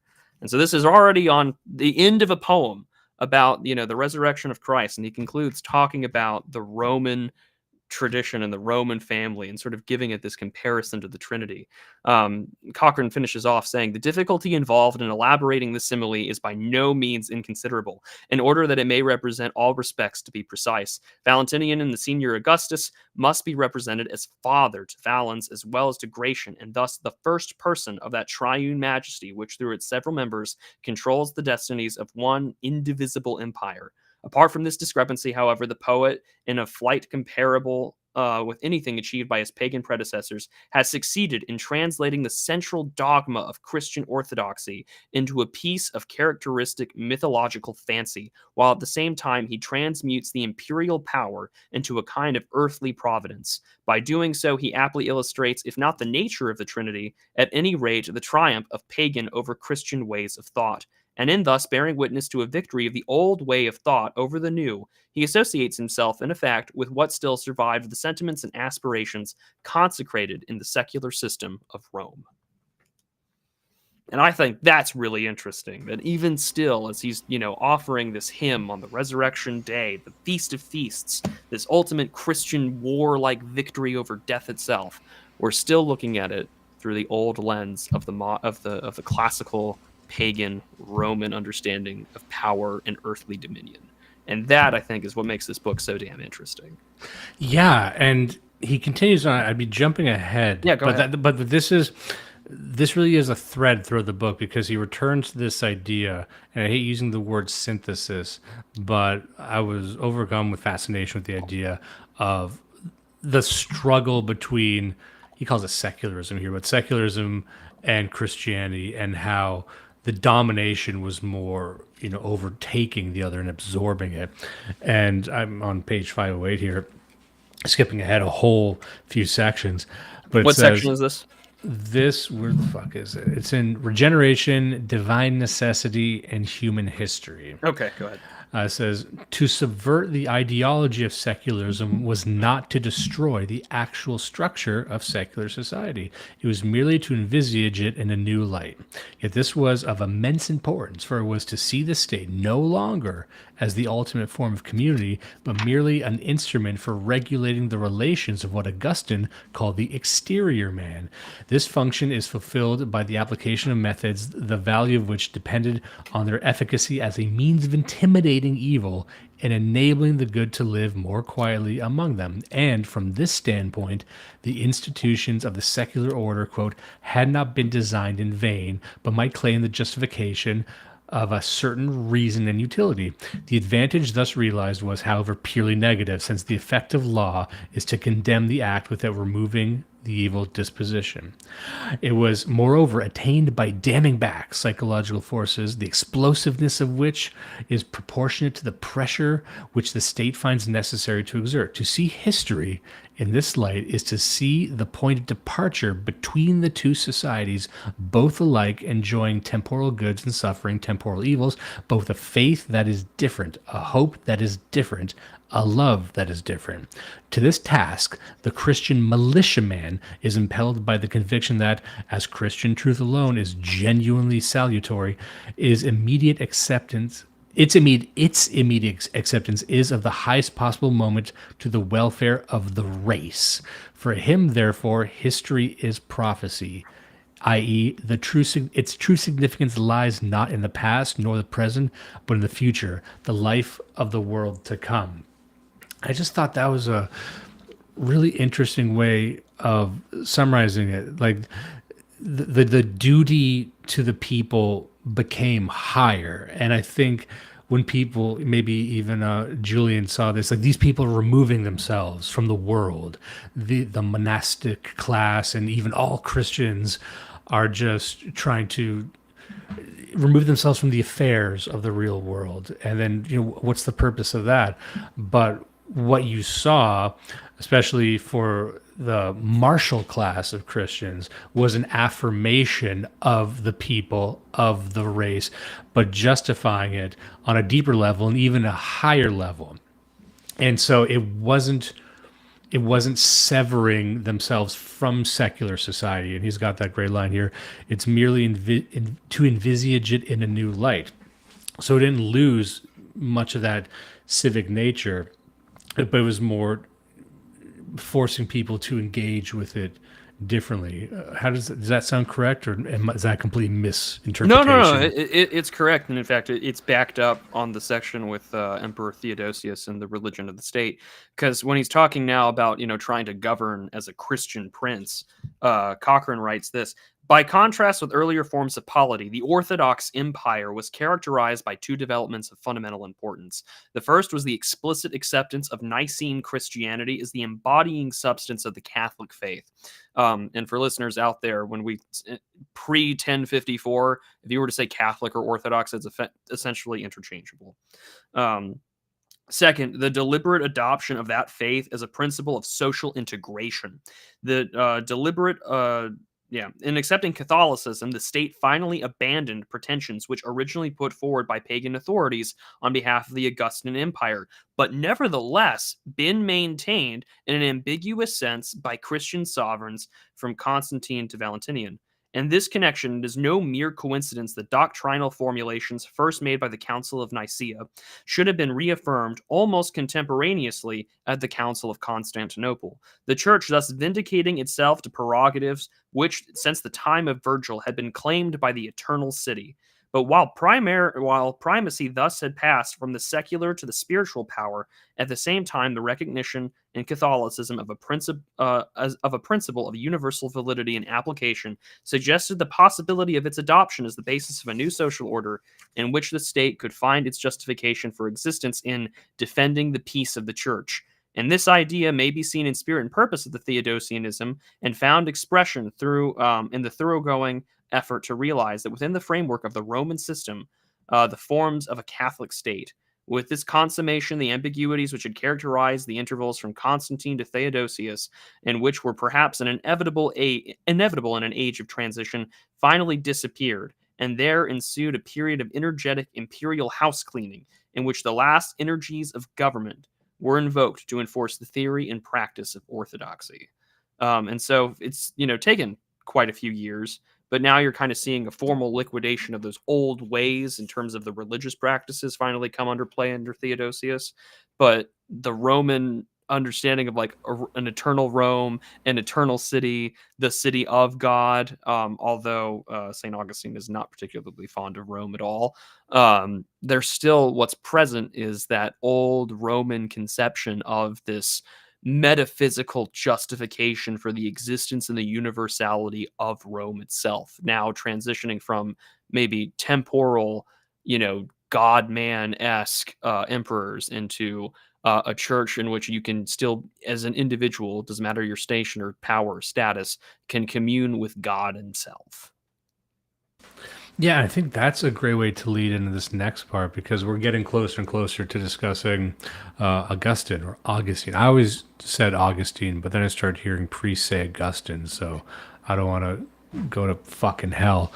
So my roommate's patron saint is Augustine, and he's like I've heard it both ways, but I just go by Augustine. Seems like an easy saint. You know what I mean? Like it's like to pick. It's the one everyone likes. Yeah, you can pick a weirder saint, like a deep cut saint. There are some deep cuts. Yeah. What's your favorite band? The Beatles too? Like. And I mean, for anyone who Anglicans also have this as well, but like, and I have a deep love for the Anglo-Celtic saints that the Eastern Church recognizes. So like everyone that that you can think of is definitely on that list. But it's just like there's some obscure ones. There's some that like, who are the Stylites? And I'm like, oh, those are these monks that basically like lived in a tower and then never left until they died. Like that's a fun one to get into if you want some deep cuts. I mentioned Saint Athenagoras of Athens. He's recognized in the Eastern Church. There's a deep cut. Why are like half the most popular names in Greeks Panagiotis? Well, that's because it's the male version of Panagia, which means the Blessed One or the Virgin. You can have fun with deep cuts. It's a good time. Yeah, and I'm a guy who only likes Radiohead B-sides, so I know a thing or two about, you know, deep cuts that are hostile to the sensibilities of other people. I wanted to read this part here. It's kind of building on what we're talking about. I'm on page. Am I even on the right page? What the fuck am I doing? I'm jumping. Oh, also, if you want an idea of what the calendar system becomes as we know it, this is before the Gregorian reforms in the West, but like you get this from Emperor Theodosius. So, this edict in the prefect of every city pronounced all the days to be juridical, with the following exceptions: a long summer vacation, or a long vacation, 24th of June to 15th of October, on the account of the summer heat and the necessities of the autumn harvest. We've always had summer vacation, folks. The 1st of January, customary holiday week. The anniversaries of Rome and Constantinople's founding. The Easter holiday of 2 weeks, including 7 days preceding Holy Week and 7 days following Easter Sunday, Bright Sunday. The Lord's Day anniversaries and the birth and ascension of reigning emperors of Rome. In the year 400, Christmas Day and Epiphany were also consecrated, thus completing the Christian year. Thus, in 412, by an interesting and significant concession to the Jews, courts will not sit on Saturdays, the Sabbath. We've gotten our weekend as far back as 412. The enforcement of the new calendar was ensured by the suppression of the old by imperial edict. So the idea of the traditional 5-day work week in our weekends, they come from here. Thank God.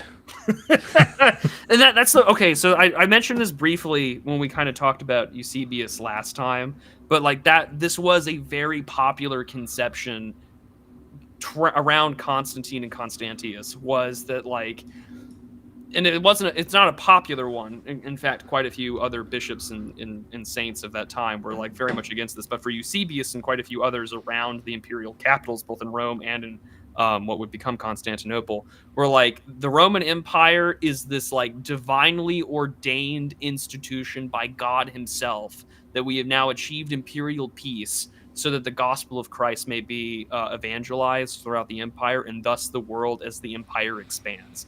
Eusebius is very big on this idea. Not so much others or contemporaries like him, whether it's John Chrysostom or others, but it's particularly interesting because that dies so fast after Constantine goes away. They're like, well, we like thank God for this emperor who's legalized us, allows us to do this. He's a saint in the Eastern Church, and so. Not to mention all the stuff that his mother had done as well, whether it's finding the cross, building the Church of the Holy Sepulchre, etc. But then it's just like, oh, isn't it great? And then it's like, yeah, no, here's this next emperor who fucking hates you. And it's just that this idea dies, but nevertheless, it's still kind of present that there is things that take place that are beyond man, our powers as men, that sort of spread things out, and that kind of gets us into Augustine's worldview in comparison to perhaps others and philosophers of his time who he's writing against, whether it's the city of God against the pagans, or on Christian doctrine against the philosophers, how to live a happy life, confessions. I mean, there's so much that Augustine writes throughout his entire lifetime that it would be hard to narrow it down, but it's really worth addressing here. Cochrane spends so much time on it. Get this guy a Substack. That's what I say. Before we build on that point, because I have something that relates directly to that, I just wanted to address something from Tree Surgeon here. Fog is the best Radiohead B-side. Fight me. I will not fight you, but I will forgive you. The correct answer to that was formerly Big Boots, which turned into Man of War from their most recent release. But I do think the superior B-side would be one of the two versions of Talk Show Host. There's actually two versions of the song Talk Show Host. One is better than the other, but they're not different titles. You just got to find both and then have them and then know that one is better. So thank you for understanding and correcting your opinion. Just like there are different versions of Weird Al's, it's all Billy Joel to me that he doesn't sing anymore. Is it? Yeah. There's a few versions out. Don't lie to me, Prude. I'm not lying to you. Okay, good. I need some Weird Al fucking Okay, I'll write chat you in for a fun time. The best show I've ever been to in terms of like clean venue, nice place, great show, great host was a live Weird Al show. Like the best concert experience of my life was a Weird Al show live, and I will die on that hill. Fight me. There's a lot of people looking to die on hills tonight. It'd be the case. I believe it. I've never seen him live. He's still. It's a lot of fun. That's one of the whitest things I've probably ever done in my life. I've been surprised by shows before too. Like I really liked seeing Leonard Cohen live. I saw him live on one of his, not long before he died. And you would think that he wouldn't cut a, very enigmatic figure on stage. He's like 103 years old by that point. He's all hunched over, and he's at that level of Jewish age where they just go full steam to the bottom. Like he's full on like where rabbi he looked like mode. a total anti-Semitic caricature. Yeah, but I'm like, fuck, this guy's really cool. I didn't expect him to be as cool and like with it and hip as that, and it's not I don't like those sorts of crooner type figures, but I was like, but I was the youngest person in that audience. Did he sing Chelsea Hotel No. 2? He sings all the fucking hits. So yeah, Hallelujah's in there, Tower of Songs. I'd like 3 out of 10 Leonard Cohen songs, maybe 2. I don't like all. He's not like Tom Waits to me. I love all Tom Waits shit. Leonard Cohen, once in a while. I was just curious if he was gonna sing about him fucking Janis Joplin, like while he's like 100-something years old. He probably did. Like he's like, why is that wrong? Because he can get away with it. He was like, what's that? Like a Jewish Lothario, like a ladies' man, but he looks like David Schwimmer. Like I didn't know like the psychology of that guy's wild. I think the Jewish Lothario is just Seinfeld. The Jewish Lothario is just a rapist. It's just a man who rapes. That's a Digital Archipelago type joke. I shouldn't have brought that to Do You Even? It's okay. I was flabbergasted because I made a vitiligo joke where I said it's a condition you get when you stop stealing after 5 years. And I was laughing to myself. I was like, yeah, it was pretty good. Vice President Vance, we apologize. Strike that from the record. We got some big fans for this Strike show. that from the record on our Palatine social credit scores, if you could, please. No, let's get back to Augustine. Let's get back to the city of God. Yeah, let's get back to divine necessity. There's the great segment here I love. It says, as thus envisaged, the work of Augustine possesses a twofold significance. To begin with, it offers a way to escape from the insoluble riddles of classicism, as well as from those of the marginal systems of thought which succeeded the extinction of the purely classical spirit. So he's talking about there's a purity of the classical spirit. By this point, it was already becoming disjointed. Seen in the light of the new ancient principium or the first principle, problems inherent to the discarded ideology either recede into the background or, in another context, assume a wholly different complexion. At the same time, Augustinianism emerges not as a conglomerate of indiscriminate borrowings, but as a mature philosophy which seeks to do justice to all aspects of experience and, in particular, to overcome the apparent discrepancy between the demands of order and those of process, i.e., between the so-called Apolline and Dionysic elements in life. In the respect the limitations of classicism were those of reason. Accordingly, in rejecting its pretensions, Augustine associates himself with the revolt against reason, which we have elsewhere noted as typical of Christianity. I just thought that was a great way to summarize, to place Augustine firmly within the scope of what we're talking about here, what he brought to the table, and to reaffirm, not only faith, but perhaps the Augustine city of God, that revolution of faith as opposing reason. Yeah, and the other thing too that he writes, and this is about like the classical versus the Christian conceptualization of history. To the Christian, the failure of classical historiography was the result of its inability to discover the true cause of human beings and motivation. Accordingly, it pointed to a substitution of the logos of Christ for that of classicism as a principle of understanding. In other words, to the abandonment of secular literature in favor of the Bible as a repository of historical truth. But to claim the historicity of the Bible was not in itself, as Augustine perceived, to provide oneself with a ready-made solution for all possible difficulties. For while the authority of Scripture was admittedly absolute, its meaning was not always clear. On the contrary, it was veiled in enigma, the nature of which was twofold. The first and most obvious source of difficulty was verbal, since words as symbols or signs of meaning occasionally bore double significance, and in such cases there was always the danger of getting one's signals mixed. But to the verbal was added the material ambiguity arising from the fact that the teaching, even with regard to the fundamentals, appeared to differ in different books, especially the Old and New Testaments, and in some respects the divergence was so vast to suggest an absolute relativity of that doctrine. And this is, of course, where you get into Marcionism. But for Augustine, he writes, Augustine was not content until he had found a way of answering the question so seriously with respects to Marcion or Manichaean rationalism. In doing so, he developed a new and distinctive basis for interpretation. To begin with, he recognized that words, as instruments of expression, could operate no less effectively to embalm than to enshrine truth. It was thus apparent that he could not accept and defend in a literal sense every statement of Scripture. For the rejection of literalism, Augustine invoked the authority of St. Paul, the letter killeth, and in throwing it overboard, he doubtless owed something to the example of Ambrose, St. Ambrose of Milan. But he did not escape from the pitfalls of literalism in order to lose himself in the banalities of allegory. And this has been an ongoing thing for 2,000 plus years.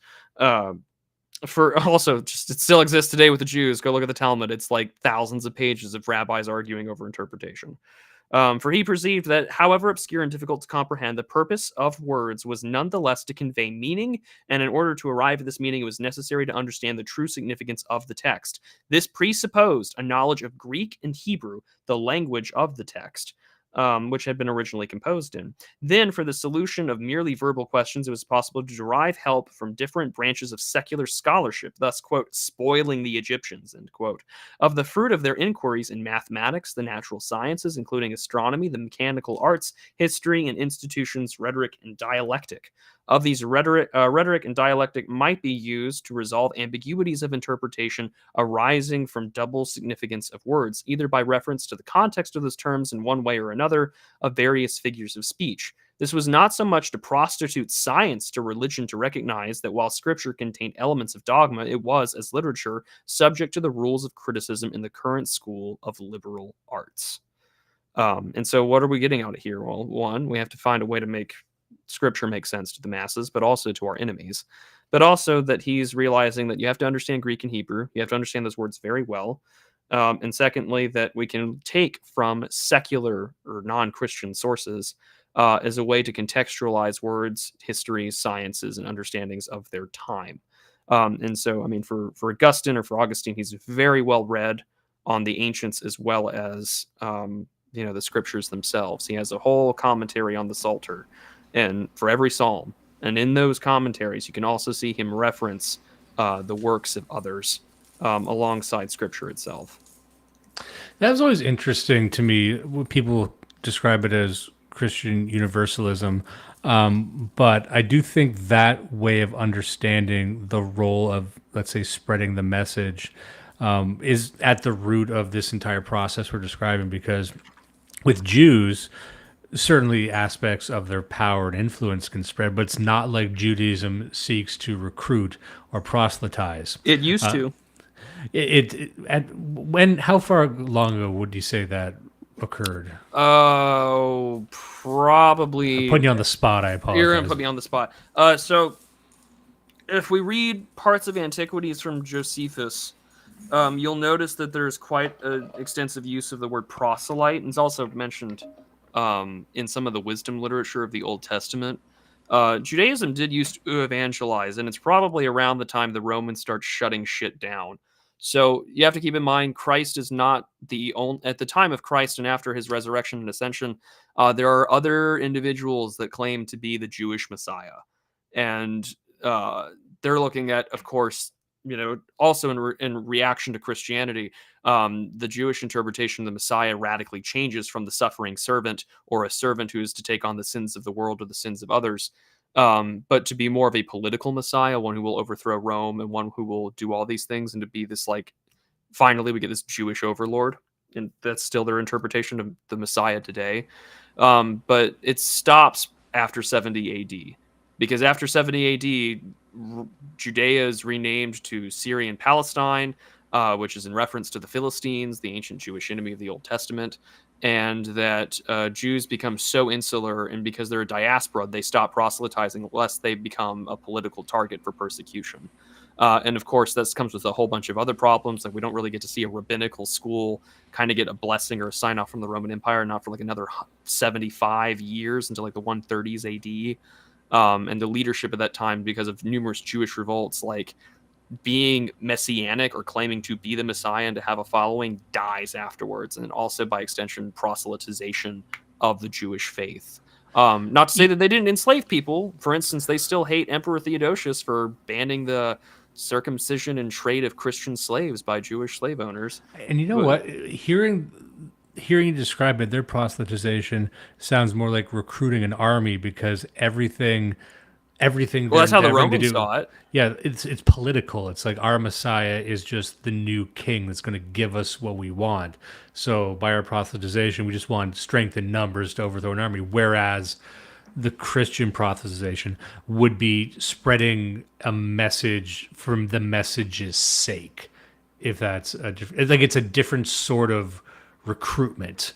It's not so, utilitarian to the immediate.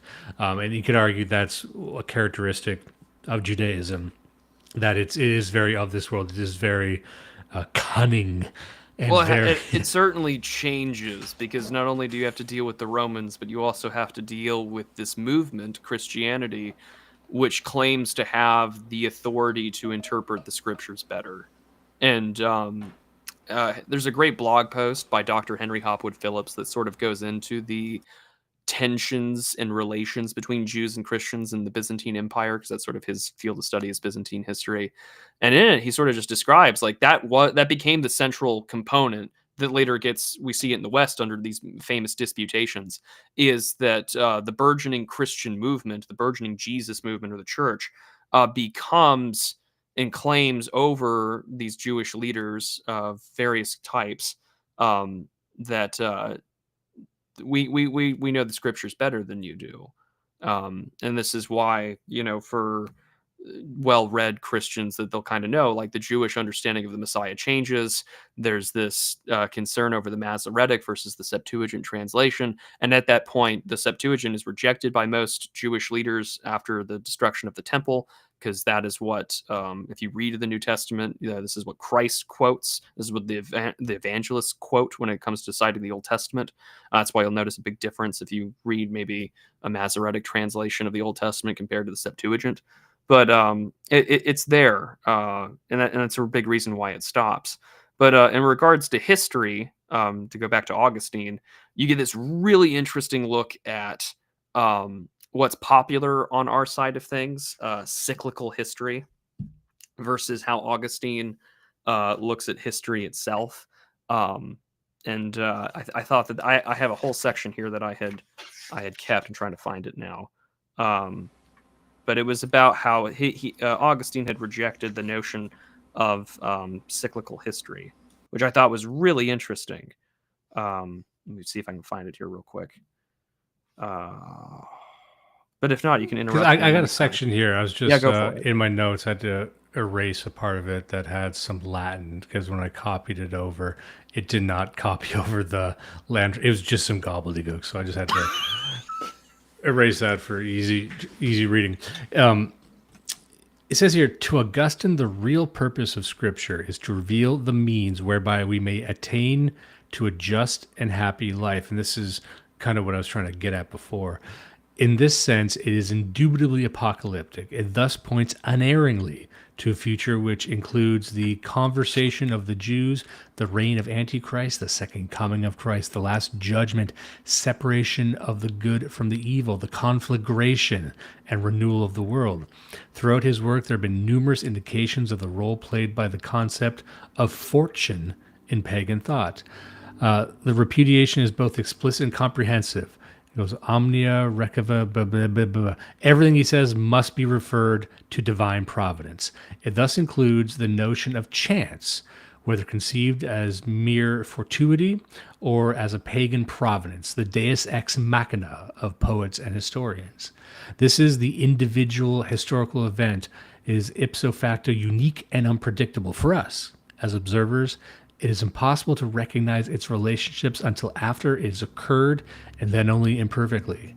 This, however, provides no valid reason for supposing that it marks the intervention of an arbitrary and erratic cosmic force. By thus discarding characteristic prejudices of classical mentality, Augustine opens the way for a philosophy of history in terms of the logos of Christ, i.e., in terms of the Trinity recognized as the creative and moving principle.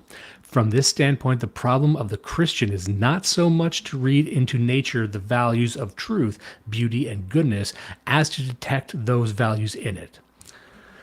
So that's another way of summarizing what I was saying before about the purpose of spreading Christianity. Did you find that segment that you're looking for? I sure did. Yeah, and also like on what you're talking about too. You know, this also requires, as Augustine would cite it in the City of God, that, you know, to repudiate astrology, you know, the stars, he asserts, are not the fate of Christ, but Christ is the fate of the stars. Our souls, therefore, are by nature subject to no part of physical creation, even to that of the heavens. But it also rejects what may be called a humanist compromise, the notion that man shares with circumstance the determination of his destiny, and thus standpoint denial of fate is at the same time a denial of fortune.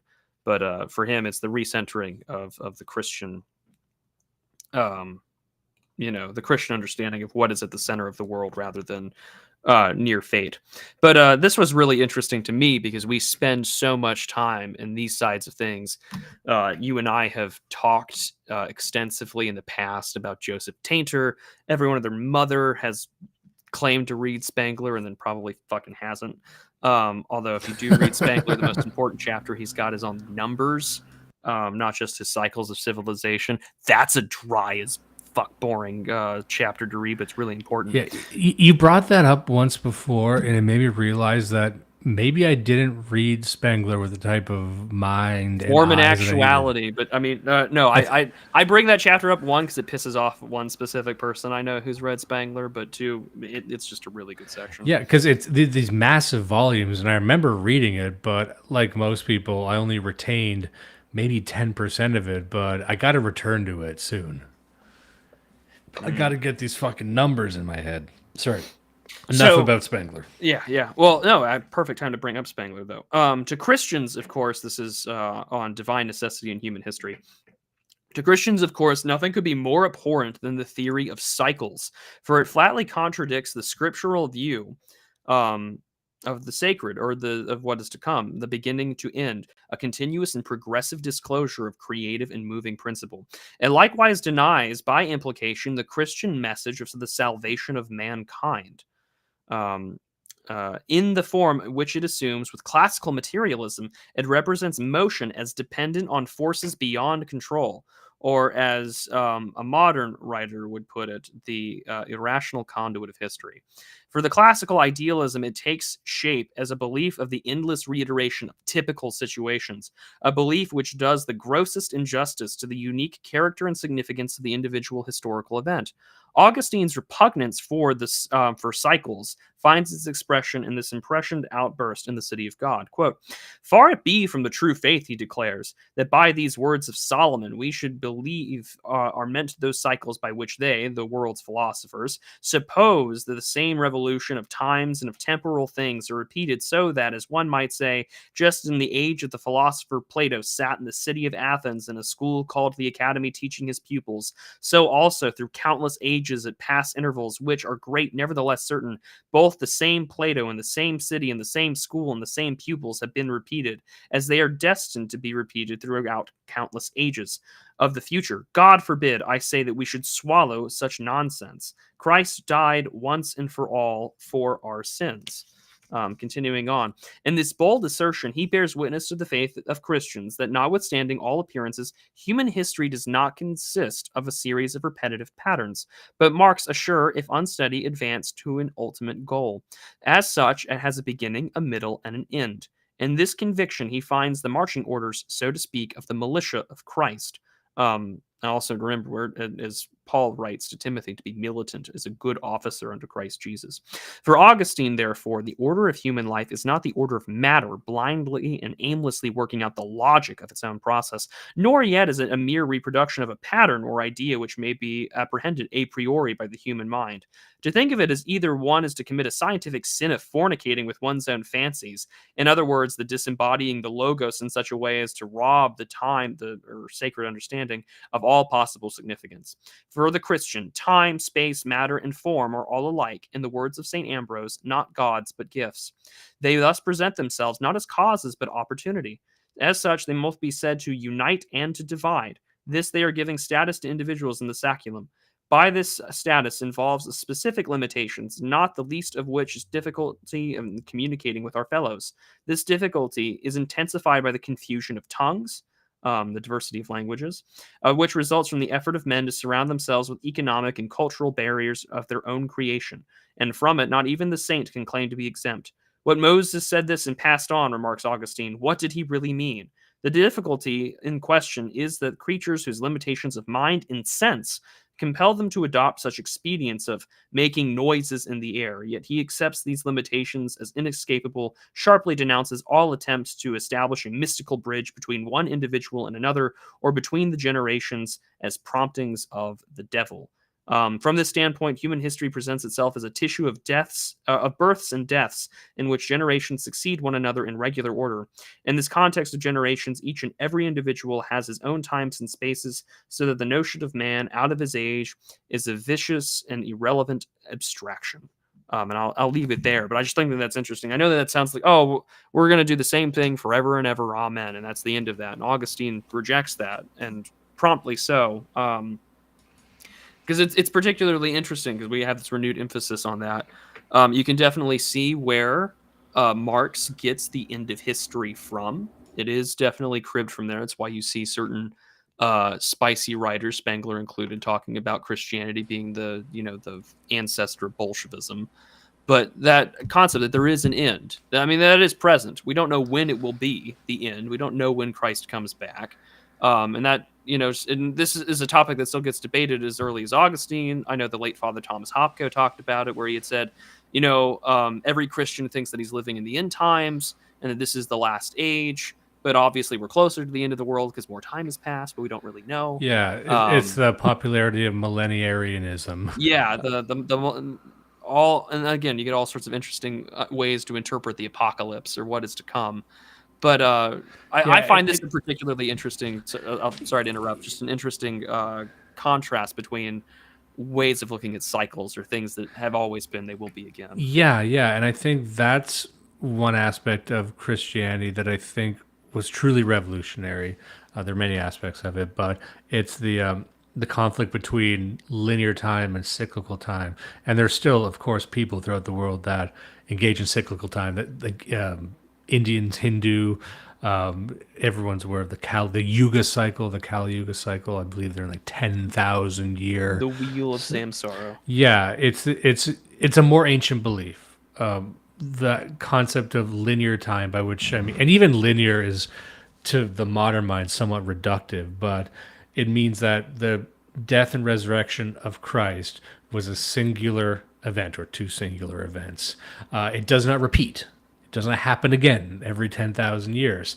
It was a definite thing, and you can chart everything before and after that. And that gave birth to this idea that we are in one spectrum of time, one linear timeline where things can happen once, and which would imply there's a beginning and a middle and an end, which is a very starkly different way of looking at the world, because to the very core of your essence, you don't believe in reincarnation. When you die, you either go to heaven or to hell, but you don't just come back later. You're not reincarnated as another type of animal. You don't just swap bodies. You're a being, and this is part and parcel with the comprehension of individuality, that there's one of you, and that you don't just clone yourself. You don't just bop around and come back. That you go somewhere else forever. And I think that's such a crucial dimension of Christianity, which is being able to approximate your position within the eternal. You're not just an aspect of nature. You're not just the leaves. You're not just the rocks and the water. You're something apart from that. And so this is all being developed in the same time. Yeah. And I know we had a note, because we have to get going soon, I believe, on the new imperial system. Did we get to that? Was that we talked? Well, and I mentioned it with Theodosius just because he really does try and, I mean, he's the one that more or less kicks out paganism from the calendar and from public worship in the games, and there's that there too. But I think for Cochrane especially, as we're comparing Augustinian thought to sort of these classical understandings of history, what we're getting out of this new imperial system, at least on a metaphysical level, is what critics or others would just call it out as, is like this radical transformation or even inversion from the classical understanding of the world to today, or at least for early Christian thought, because I mean Christian thought today has been so thoroughly fucked over by communism, liberalism, wolves in sheep's clothing. But I just found this, and also about reincarnation too, because why does that fly in the face of things? Because it flies in the face of the Christian understanding of the bodily resurrection at the end of time. It's not just your soul goes to heaven or whatever. Like when all this does end, it will be with the body that you had. Don't know what that'll look like. I guess I'll find out when the day comes. Yeah, but I love that permanence, a literal permanence. Yeah, there is a literal permanence. There is an end to it, which is why the Christian mind, for Augustine and others, and also with the rise of monasticism, there is that very real understanding that like what I do here is very limited, and the concept of eternity should haunt you and should scare the shit out of you, because I think it's the 6th century. I think he's in the 6th century. Like Saint Isaac the Syrian had famously written that this life is not for the pursuit of vainglory, but for repentance and the life to come.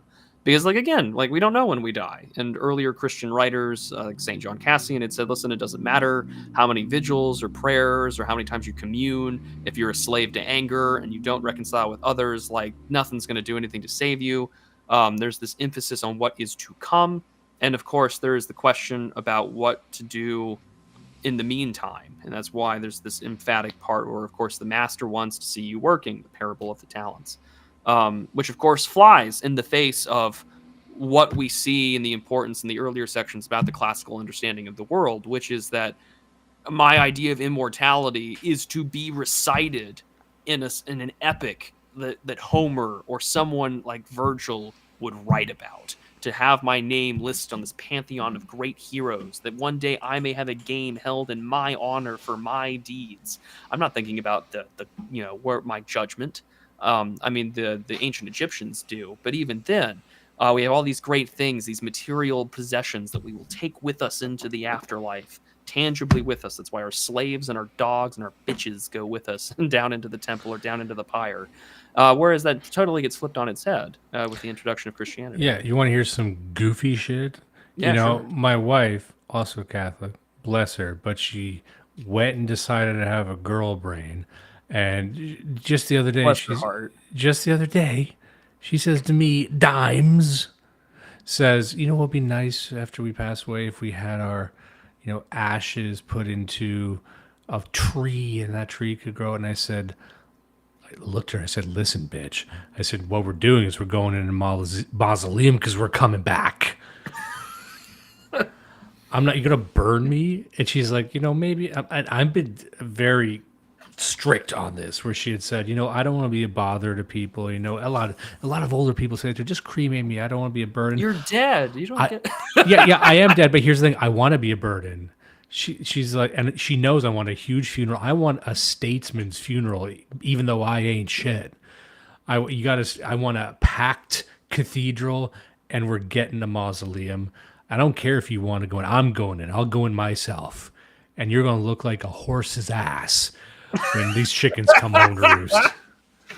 I like the idea that like the only time I ever meet Dimes in person is at his funeral, and I can't say shit to him. It's like, oh, you don't want to disrespect the dead. It's just like, you faggot. Like, I could have met you soon. You better go up there and give a speech. You better It's just going to be this collection of just this diverse group of racists and pagans and Christians from all over Canada and North America. Everyone fucking gets there. It's in his will. You got to do a live podcast. This will be the first live racist podcast inside some cathedral that didn't get burned down. It's like, what if we say no? Yeah, it's the whole place is wired with explosives and. The episode title of this eulogy is called "The Samson Option." Dimes is rated to explode if I don't talk for more than 10 minutes. So he says that, and you're hearing like a smattering of applause and laughter in the audience. Like, classic Dimes. That's exactly what he said he would do. There's a couple good comments I want to get to. Sure. On what we've been talking about. Sex Freakman. What a great name! I love this guy. He makes a good point here. It says it's true that cyclicism is a more ancient belief, but it seems the older ones are more linear because the various creation myths you have really don't suggest the floaty things repeat forever. And yes, I consider the Vikings, the Tree of Life. Like when I think of even what the fuck am I thinking of? It's like this old book. It's like one of the first mythologies. Anyway, but there's creation myths, and how can you have a creation myth without linear time? I understand where he's coming from. I need to look deeper into it because I know some of those creation myths tend to be cyclical as well. Because what they are based on is the seasons, and it would make sense why you would model these creation myths after the seasons, because there's always death and rebirth. So even when the universe ends, I just pulled out my copy of the Golden Bow. Now I'm looking for creation myths. Yeah, that's one of the reference materials I was thinking about. It's not. I want to say Beowulf. It's not Beowulf, but it's something. Anyway, I'm not going to kill time with that.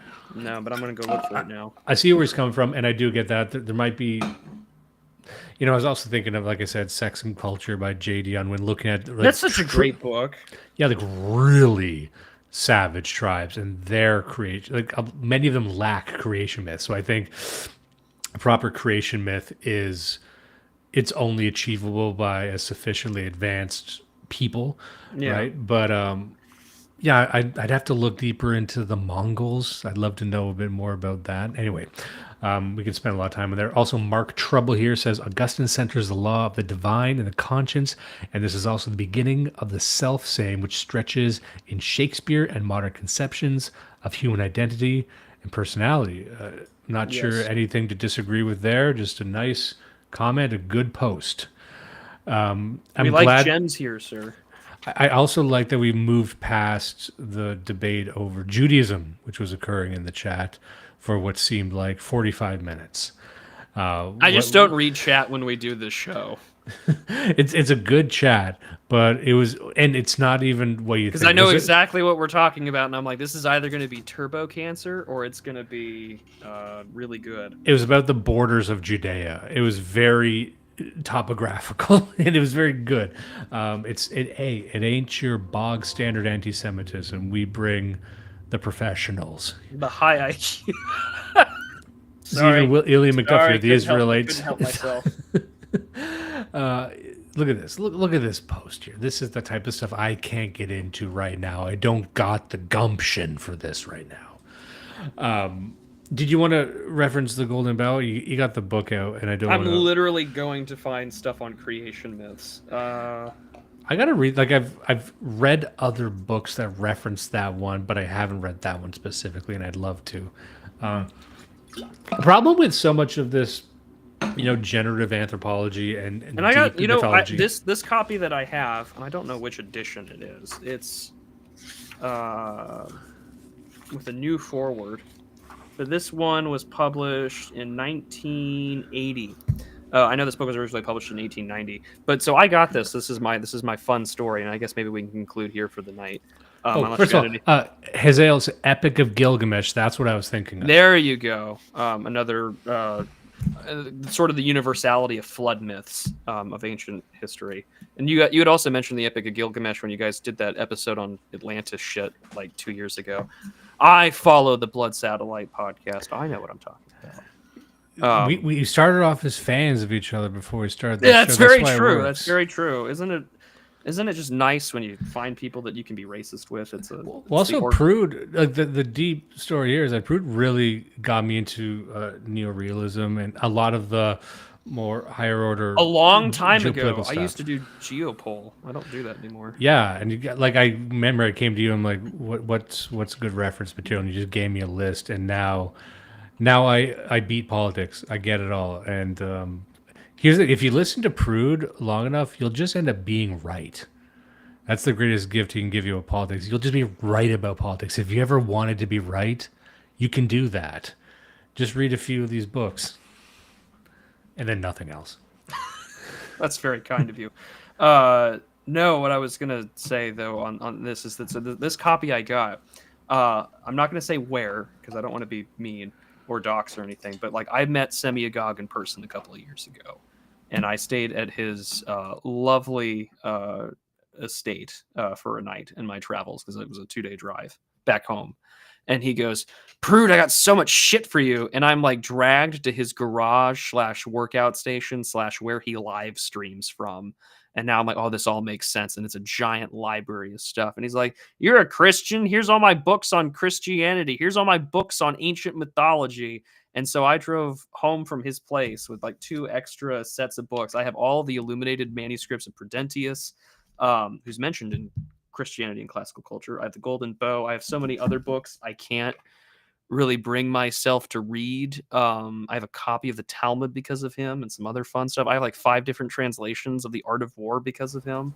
He's a very good guy. What I take from this is Semi-God gave you the Talmud, and that's the headline for me. He gave me that. He gave me this collection of Islamic Apocrypha. He gave me a collection of Christian Apocrypha that has all this Gnostic gospel shit. And I'm like, I can't read this. So I have everything more or less. He gave me an extra bookshelf worth of shit that killed my gas mileage coming home, but I'm very thankful for it.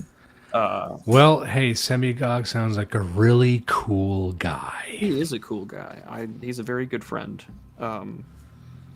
He blocked me. Oh, that sucks. So, as an aside, fuck Semi-Agog.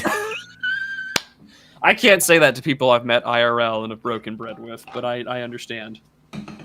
No, I know we need to wrap the 2-hour mark here, so we do need to probably wrap this up soon. There's a couple of paragraphs, a couple of segments here we could get to. If you don't mind, first of all, do you have any closing thoughts or anything that we haven't gotten to that you really want to? Because for me, we got to all the this takes us right to the end of the book. Oh yeah, opinion. No, we're basically near the very end. There's this section also goes into the different the Pelagian controversy about our reliance on our own logic, or how much of God's help do we need? This question about predeterminism, which later gets referenced a lot during the Reformation. But no, there's this last part here with regards to first principles and sort of what the did you already mention this already? The Logos of Christ thus serves to introduce a new principle of unity and division of human life and human history. Did you mention that earlier? We mentioned Logos, but I don't know if that was the exact quote. I'm 'cause- gonna go ahead. Okay. So the Logos of Christ thus serves to introduce a new principle of unity and of division into human life and human history. The unity in question is not merely physical, a unity of the flesh, whether conceived as the matter which enters into our constitution or as the processes to which that matter is subjected to what we call organic life.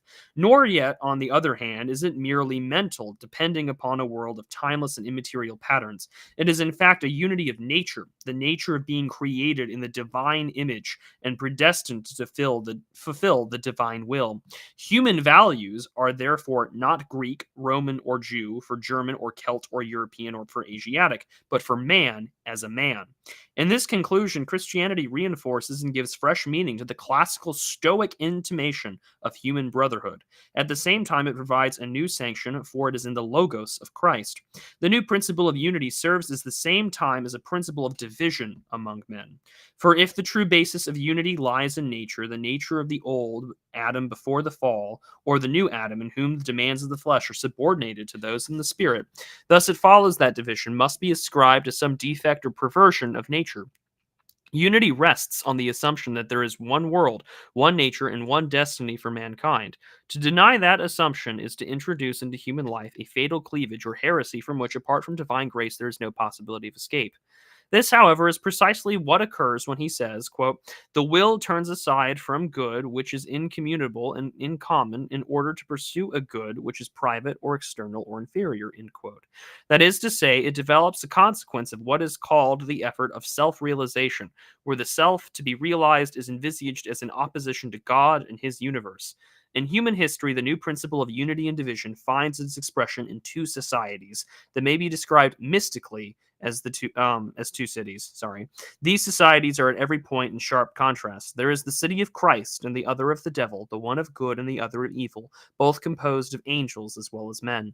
This vast generalization serves to comprehend the whole human race, all numerous people scattered throughout the earth, living by diverse rites and customs, distinguished by the utmost variety of languages, arms, and clothing. It comprehends also the whole of human history. The life of these two societies extends from the beginning of the race to the end of time, to which they are mixed physically but separated morally, and on the day of judgment to be separated physically as well. They are secular society and the society of God. The point of divergence between these two forms of association are found in their respective desires. Citing the City of God, books 19. That which animates secular society is the love of the self to the point of contempt for God. That which animates divine society is to love God to the point of contempt for the self. The one prides itself on itself, the pride of the other is in the Lord, the one that seeks the glory for men, and the other counts its consciousness of God as its greatest glory. These desires that may therefore be described respectively as greed and of love. The one is holy, the other is foul, the one social, the other selfish, the one thinks of the common advantage for the sake of higher association, the other reduces the common good to the possession of its own sake for self-ascendancy.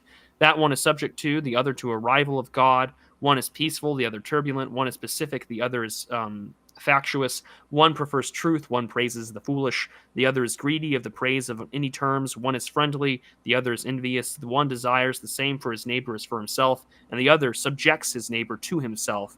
The one governs his neighbor in his neighbor's interest, and the other to his own. And that's the big difference, I think, that you'll see here when looking at the society in which Augustine looks at the world now, is that there is this great divide that can be echoed back to, both the Old Testament or even the earliest works like the Didache. There's a path of life or a path of light, a path of darkness, a path of death, which seeks to constitute, well, what is good and what is bad. Which, of course, this can be taken and generalized to such a degree that it ignores basic differences between peoples. And this is where you see a lot of Christian normie types that kind of get really uncomfortable with human biodiversity, despite the fact that Augustine in other books, and including Inside the City of God, acknowledges that the differences between races and people are very real. So does St. Ambrose, and so do others. I think someone had put out on Dissident Review a lengthy treatise on all Christian fathers and doctors of churches who had commented on diversity of thought. But for Augustine, he's looking at this more metaphysically, not just the HBD stuff. It's more of that now that we've come to this factor that there is a beginning, there is a middle, that there is an end, that there are two paths to take during this time frame from now until the end, and referencing John's Apocalypse, the book of Revelation, that, we will be physically separated, not by race, not by whatever, but did you live a path of good or did you live the path of evil? But I think that is the root of what you might call runaway separation that we experience now. But I think there was someone earlier, might have been Fabian Cartouche, or one of the guys who writes, sometimes they seem like they're comments from another stream just dropped in here, but they're still good. But it's about segmentation. It's being streamed in like 4 different places: your Twitter, my YouTube, your YouTube. Yeah, and even McLuhan talked about the transition from time as the temporal dimension you inhabit to measuring time, to then time becoming a container of action as value. So everything is segmented and there's value assigned to it. But even tracing this back, as you were just saying, there's a segmentation of not everything is fluid. Everything is compartmentalized. There's, as we said in the first part of this, there is an apprehension of this idea of the one. And this coincides with the conceptualization of linear time. Things are actually made more logical. They're made more limited and more literal. They're made less foggy. And you can place yourself in a much more literal place. And there is good and there is evil. It's not gradients. There's a pure good and a pure evil, which sounds like a reductive idea, but I think it's simpler. I think it's 2 atomic bombs going off at the same time, but the simplicity of it is what's revolutionary. That there's the idea of like a pure evil and not just sort of a vague malevolent force that can be bargained with, but something like an existential cancer that must be fought against. I think that's everything became more segmented, more clear, more lines were clearly drawn, and you can tell what side you end up on.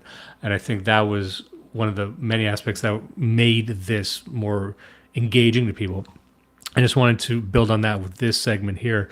And it says, in this brief and imperfect sketch, we have sought to comprehend the elements of a position which was developed in great detail during many years of stormy controversy. But enough has been said to indicate that, in all essential respects, it marks a radical departure from classical ways of thought.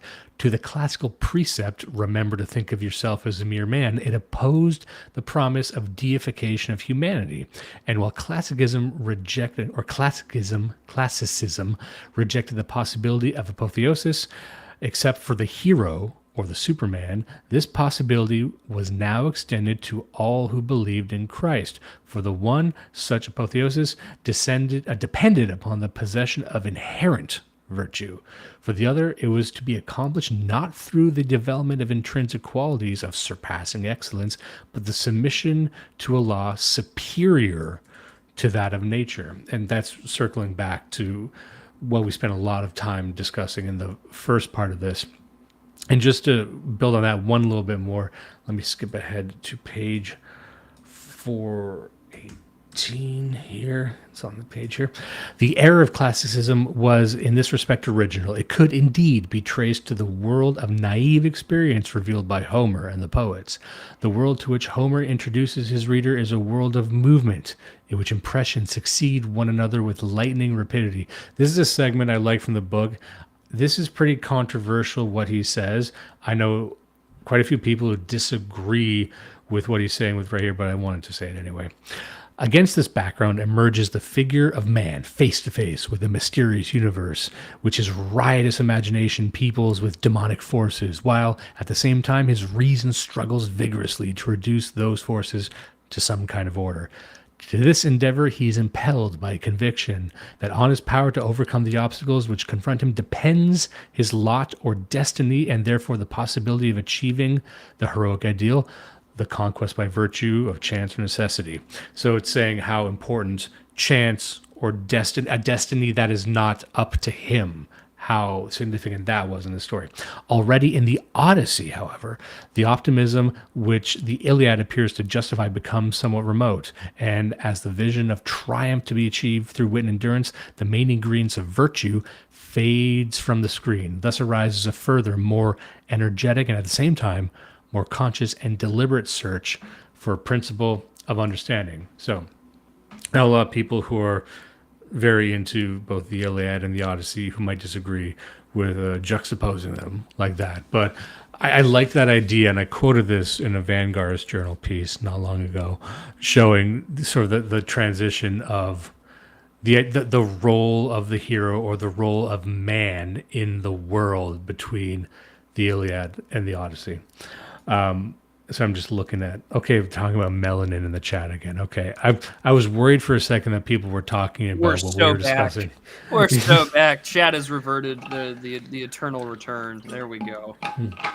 All right, so we're back, kids. We're back. Yeah, this is near the end of the book. He's kind of summarizing what we were discussing the entire time. So I think that's probably a good place to leave it, because really in the first part of this, we kind of gave the beginning, middle, and end of everything this book seeks to accomplish. Here in this part, we've gone into a lot more detail into the history of it, and I think got deeper into the philosophy, the revolution of philosophy of the time. So overall, did you have any closing thoughts about Christianity and classical culture? Because I think this is as impressive a book as I can imagine, because I find that Charles Cochrane, if you're reading this, you don't know anything about Cochrane, you don't know where he lands on spirituality. You don't know. I mean, you can probably figure out, but he doesn't. It's not condemning Hellenism or paganism. It wasn't significantly biased, except in perhaps some of its historical accounting. But I found it treated this process not even as a victory, because they'll say, oh, how did Christianity triumph over paganism? How did it win? Which would imply they're losers. And I don't see that narrative in here.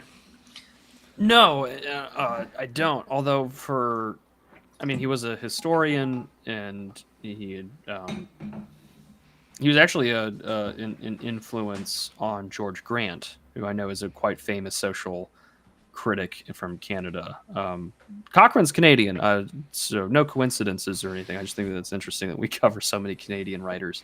Yeah, I learned that later, and I keep stumbling across them. Canada has a very interesting academic history, especially in psychology and psychoanalysis too.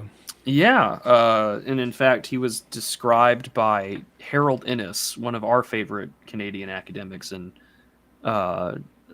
an influence on McLuhan, but Harold Innis described Cochrane as the first major Canadian contribution to the intellectual history of the West. But no, overall, I think that this is a really interesting book, and that you're trying to examine, and I know that he's not the only person to do it, but I think this is one of the, we're always telling you to read old books or books that a lot of people don't talk about. This text really does a good job at sort of contrasting the metaphysical and political theology of the pre-Christian Roman world, and then understanding how Christianity comes to fill a void in the midst of Christianity not getting snuffed out. It doesn't do, while Gibbon gets cited, this book doesn't throw any blame towards the Christians. It doesn't throw any blame towards anyone. It gives a pretty even-handed account of Christian as well as pagan responses to one another. Yes, there were persecutions for both sides at varying times. And that at the same time, it doesn't dive into church tradition in any way that's going to maybe bias you if you're perhaps a secular or a non-believing reader of this kind of stuff. And that it's really well worth your time. And it's also the bibliography of this book is really thick. And if you wanted to get some firsthand primary sources, he has no problem citing the Latin and the Greek to you. So it's pretty good stuff. I would really recommend reading this book for yourself. Sorry, I was muted there for a second. Mark Trouble says we should check out Northrop Frye. Have you read anything by him before? Northrop Frye? No, I can't say that I have. I know the name, and He's I'm trying to figure out. Canadian literary critic. like, did I hear that because the guy, or did some fucker on X adopt his name and do like an ironic, like Northrop with fries, some shit. You know what I mean? Some shit. That would be funny. Northrop gunman with fries. That's a very American thing. What did he write about? Now I'm just looking at this. The Anatomy of Criticism. Oh my gosh, I own that book because Semyaga gave it to me. Well, I guess we're gonna discuss when I Semyaga next soon, I guess.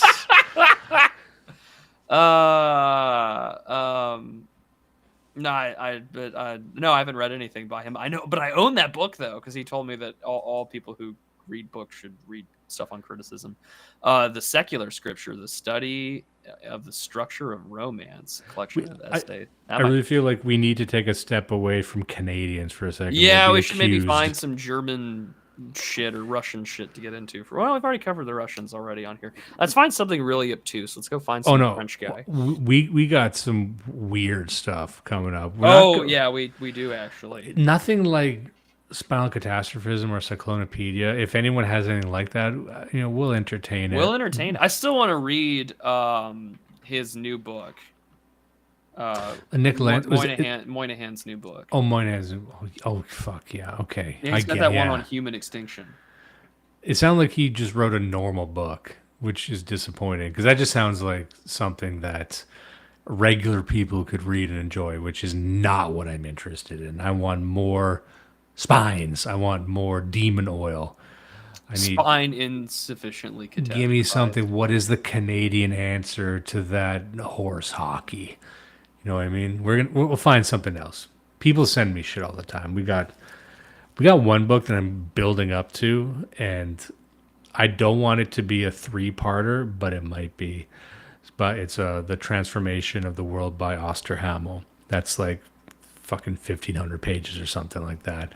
But I know people who've just lost themselves in that too. It's really interesting. But yeah, we got some cool stuff coming up. I'm very happy with I get lost myself when I read various restaurant reviews that people post on the timeline. Like, I'm sorry, man, if you thought you can't convince me that Ethiopian food is good, because if it was good, then why are they starving all the time? That's true. Ethiopian food is a meme food, and it has been for most of my adult life. I've heard people back in my 20s saying Ethiopian food's delicious, and you look at it and it's not. It can't be. There's no way that it is.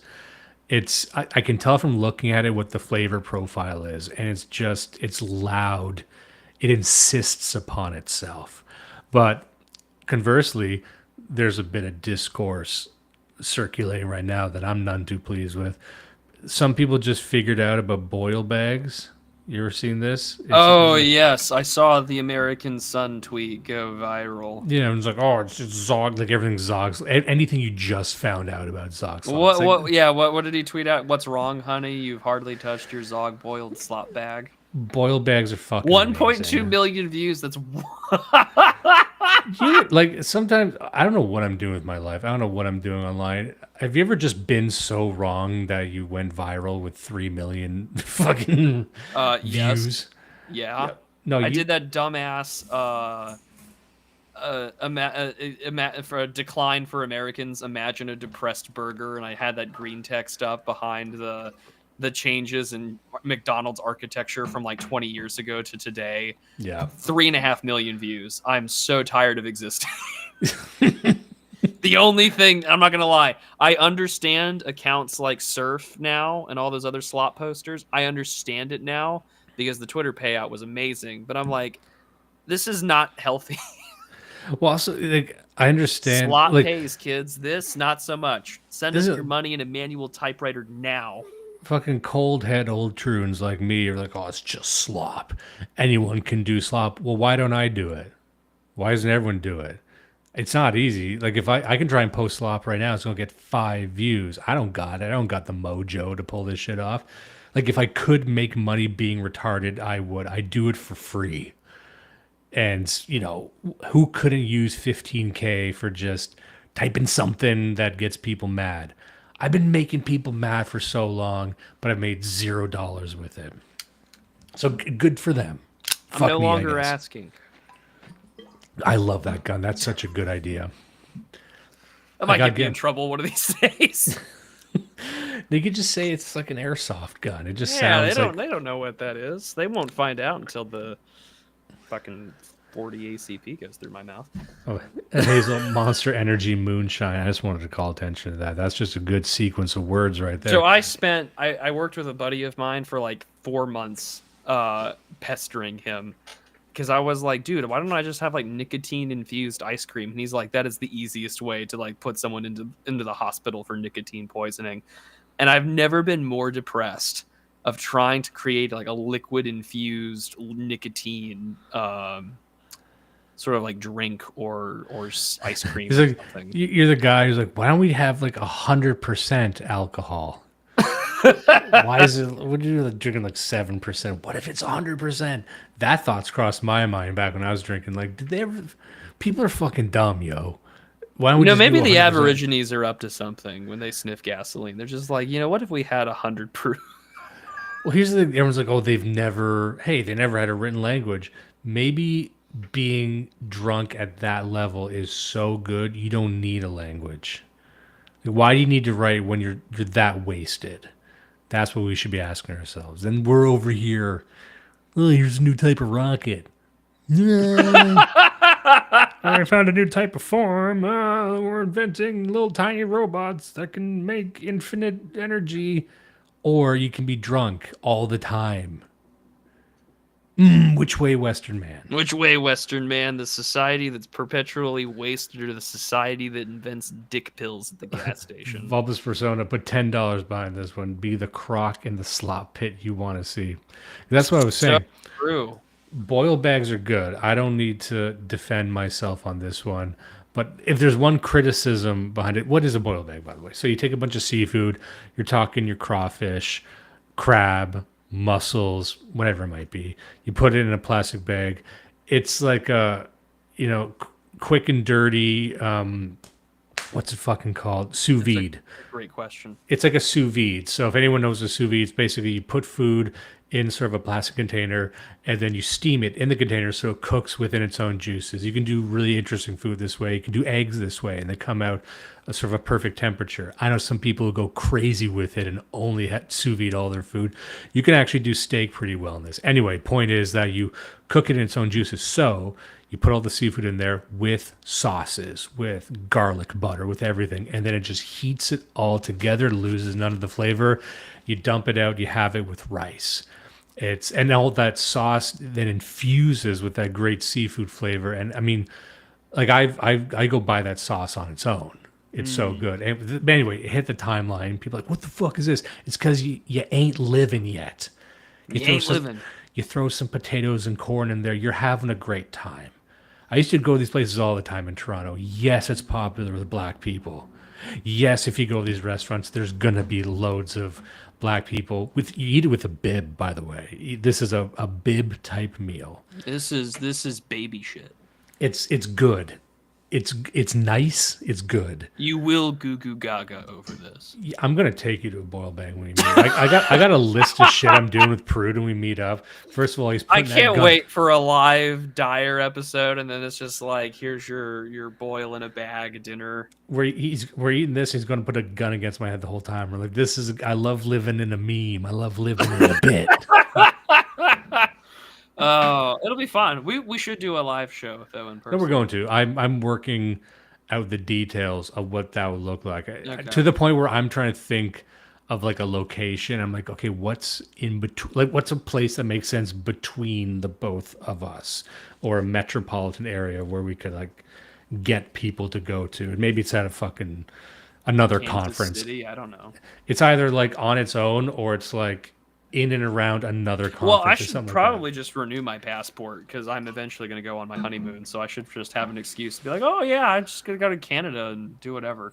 that. Hey honey, let's go. Hey honey, let's go to Canada for her. Do you want to go to Toronto? I've suggested places that I've wanted to visit before already, and she's just like, you just want to go there because you want to go there. And I'm like, yeah, but it's still a European vacation. Why don't you just like shut the fuck up? Well, that's also such a girl thing to say. No slight against your wife, but when you marry a woman, you kind of marry all women. And it's like, you just want to go there because you want to go there. Yeah, and you want to go where you want to go because you want to go there. What type of statement is that? Think for a fucking minute. Do you ever try thinking? You didn't think that one through, did you? Like, you know what? Being married, and you'll get to this point after a long enough time, you really identify with Jack Torrance when he's chasing Wendy up the stairs in The Shining. He's like, "Honey, Wendy, baby, light of my life," and she's swinging the bat at him. And here's the older you get, the less The Shining seems like a horror movie, and more seems just like, I get it, man. Like, man snaps, and the audience is like, this is the thing that kills me. It's just like, my future brother-in-law is very much a fan of Ryan Gosling films, and he's just like, so true, sex freakman, so true. Prude threatens Dimes with his firearm, while Dimes threatens Prude with sending his Type 2 turbo AIDS and metastasis. But so he's like a big Ryan Gosling fan, or like the whole literally me memeplex, and I'm like, that's something women actually just don't get. I'm going to boil you in a bag, Dimes. Sure. I'm gonna no. That's the real definition of money laundering. Oh no. Dimes in a bag. Oh no, one of my friends is gonna end this hellish facade once and for all. I finally get to escape. Escape my boring ass life. Yeah. Okay. Oh cool. No! The cold embrace of darkness. Make sure that you aim for the cerebellum. That way, it's ended permanently. Just a guy being boiled alive and trying to stifle a smile. just doing the fucking Terminator thumbs up into the like lava, as he goes. A guy being cannibalized by a tribe. It's Green Inferno. Oh, the Rockefeller story. Getting getting vivisected and just going, And they're like, "Sir, we've cut you in half. Listen, man, it's been a long day. I got a lot going on." Just some Papua New Guinean with blood and shit and white on his face going, sir? Sir? We've actually bone tomahawked you. Actually, gesturing to the glasses it's not wearing. A guy who doesn't know how to fucking make mouth sounds properly. It's fucking... Actually, this is supposed to be really painful. I think this is the sweet release. A lot of people wait for the end of the episode, just turbulence and tailspin. We're just like, you're here to crash out, chat. We know what you want. You're not here to read. That's what we're here to do. You're here to watch us coal out at the end. Let's see, Sex Freedman, St. Lawrence's Martyrdom, the Netflix adaptation. Sean says, I do love that story though. Turn me over so I may be well prepared for the Lord. Willie McDuff says The Shining was designed to make American white women afraid of their husbands. Good. Maybe we could use a bit more of that. Honey. And here's why that's a good thing. Cool dude. Hello, chat. Cool dude reporting in. Fashionably late. That's what I like to see from a cool dude. That is a cool dude. He's fashionably late, but he's not too tardy. I had a super chat come in that just said disaster cycle, and I don't remember what that's in reference to unless there's a book. It might have just been describing, because we were talking about the Kali Yuga's and cyclical time. Oh, yeah. That may have been the case. Although if someone pays us to review a book, I won't say no. Yeah, we won't say no to hundreds of dollars. That's absolutely true. If you hand me $300, I'll say thank you. I'm very, very tired, so I'm gonna get going. All right, let's go ahead and end this before this gets worse. This has been an amazing stream as always. I had a great time. Thank you everyone for taking the time. Great time had by all, and I'll see you guys next time. See you, Jen.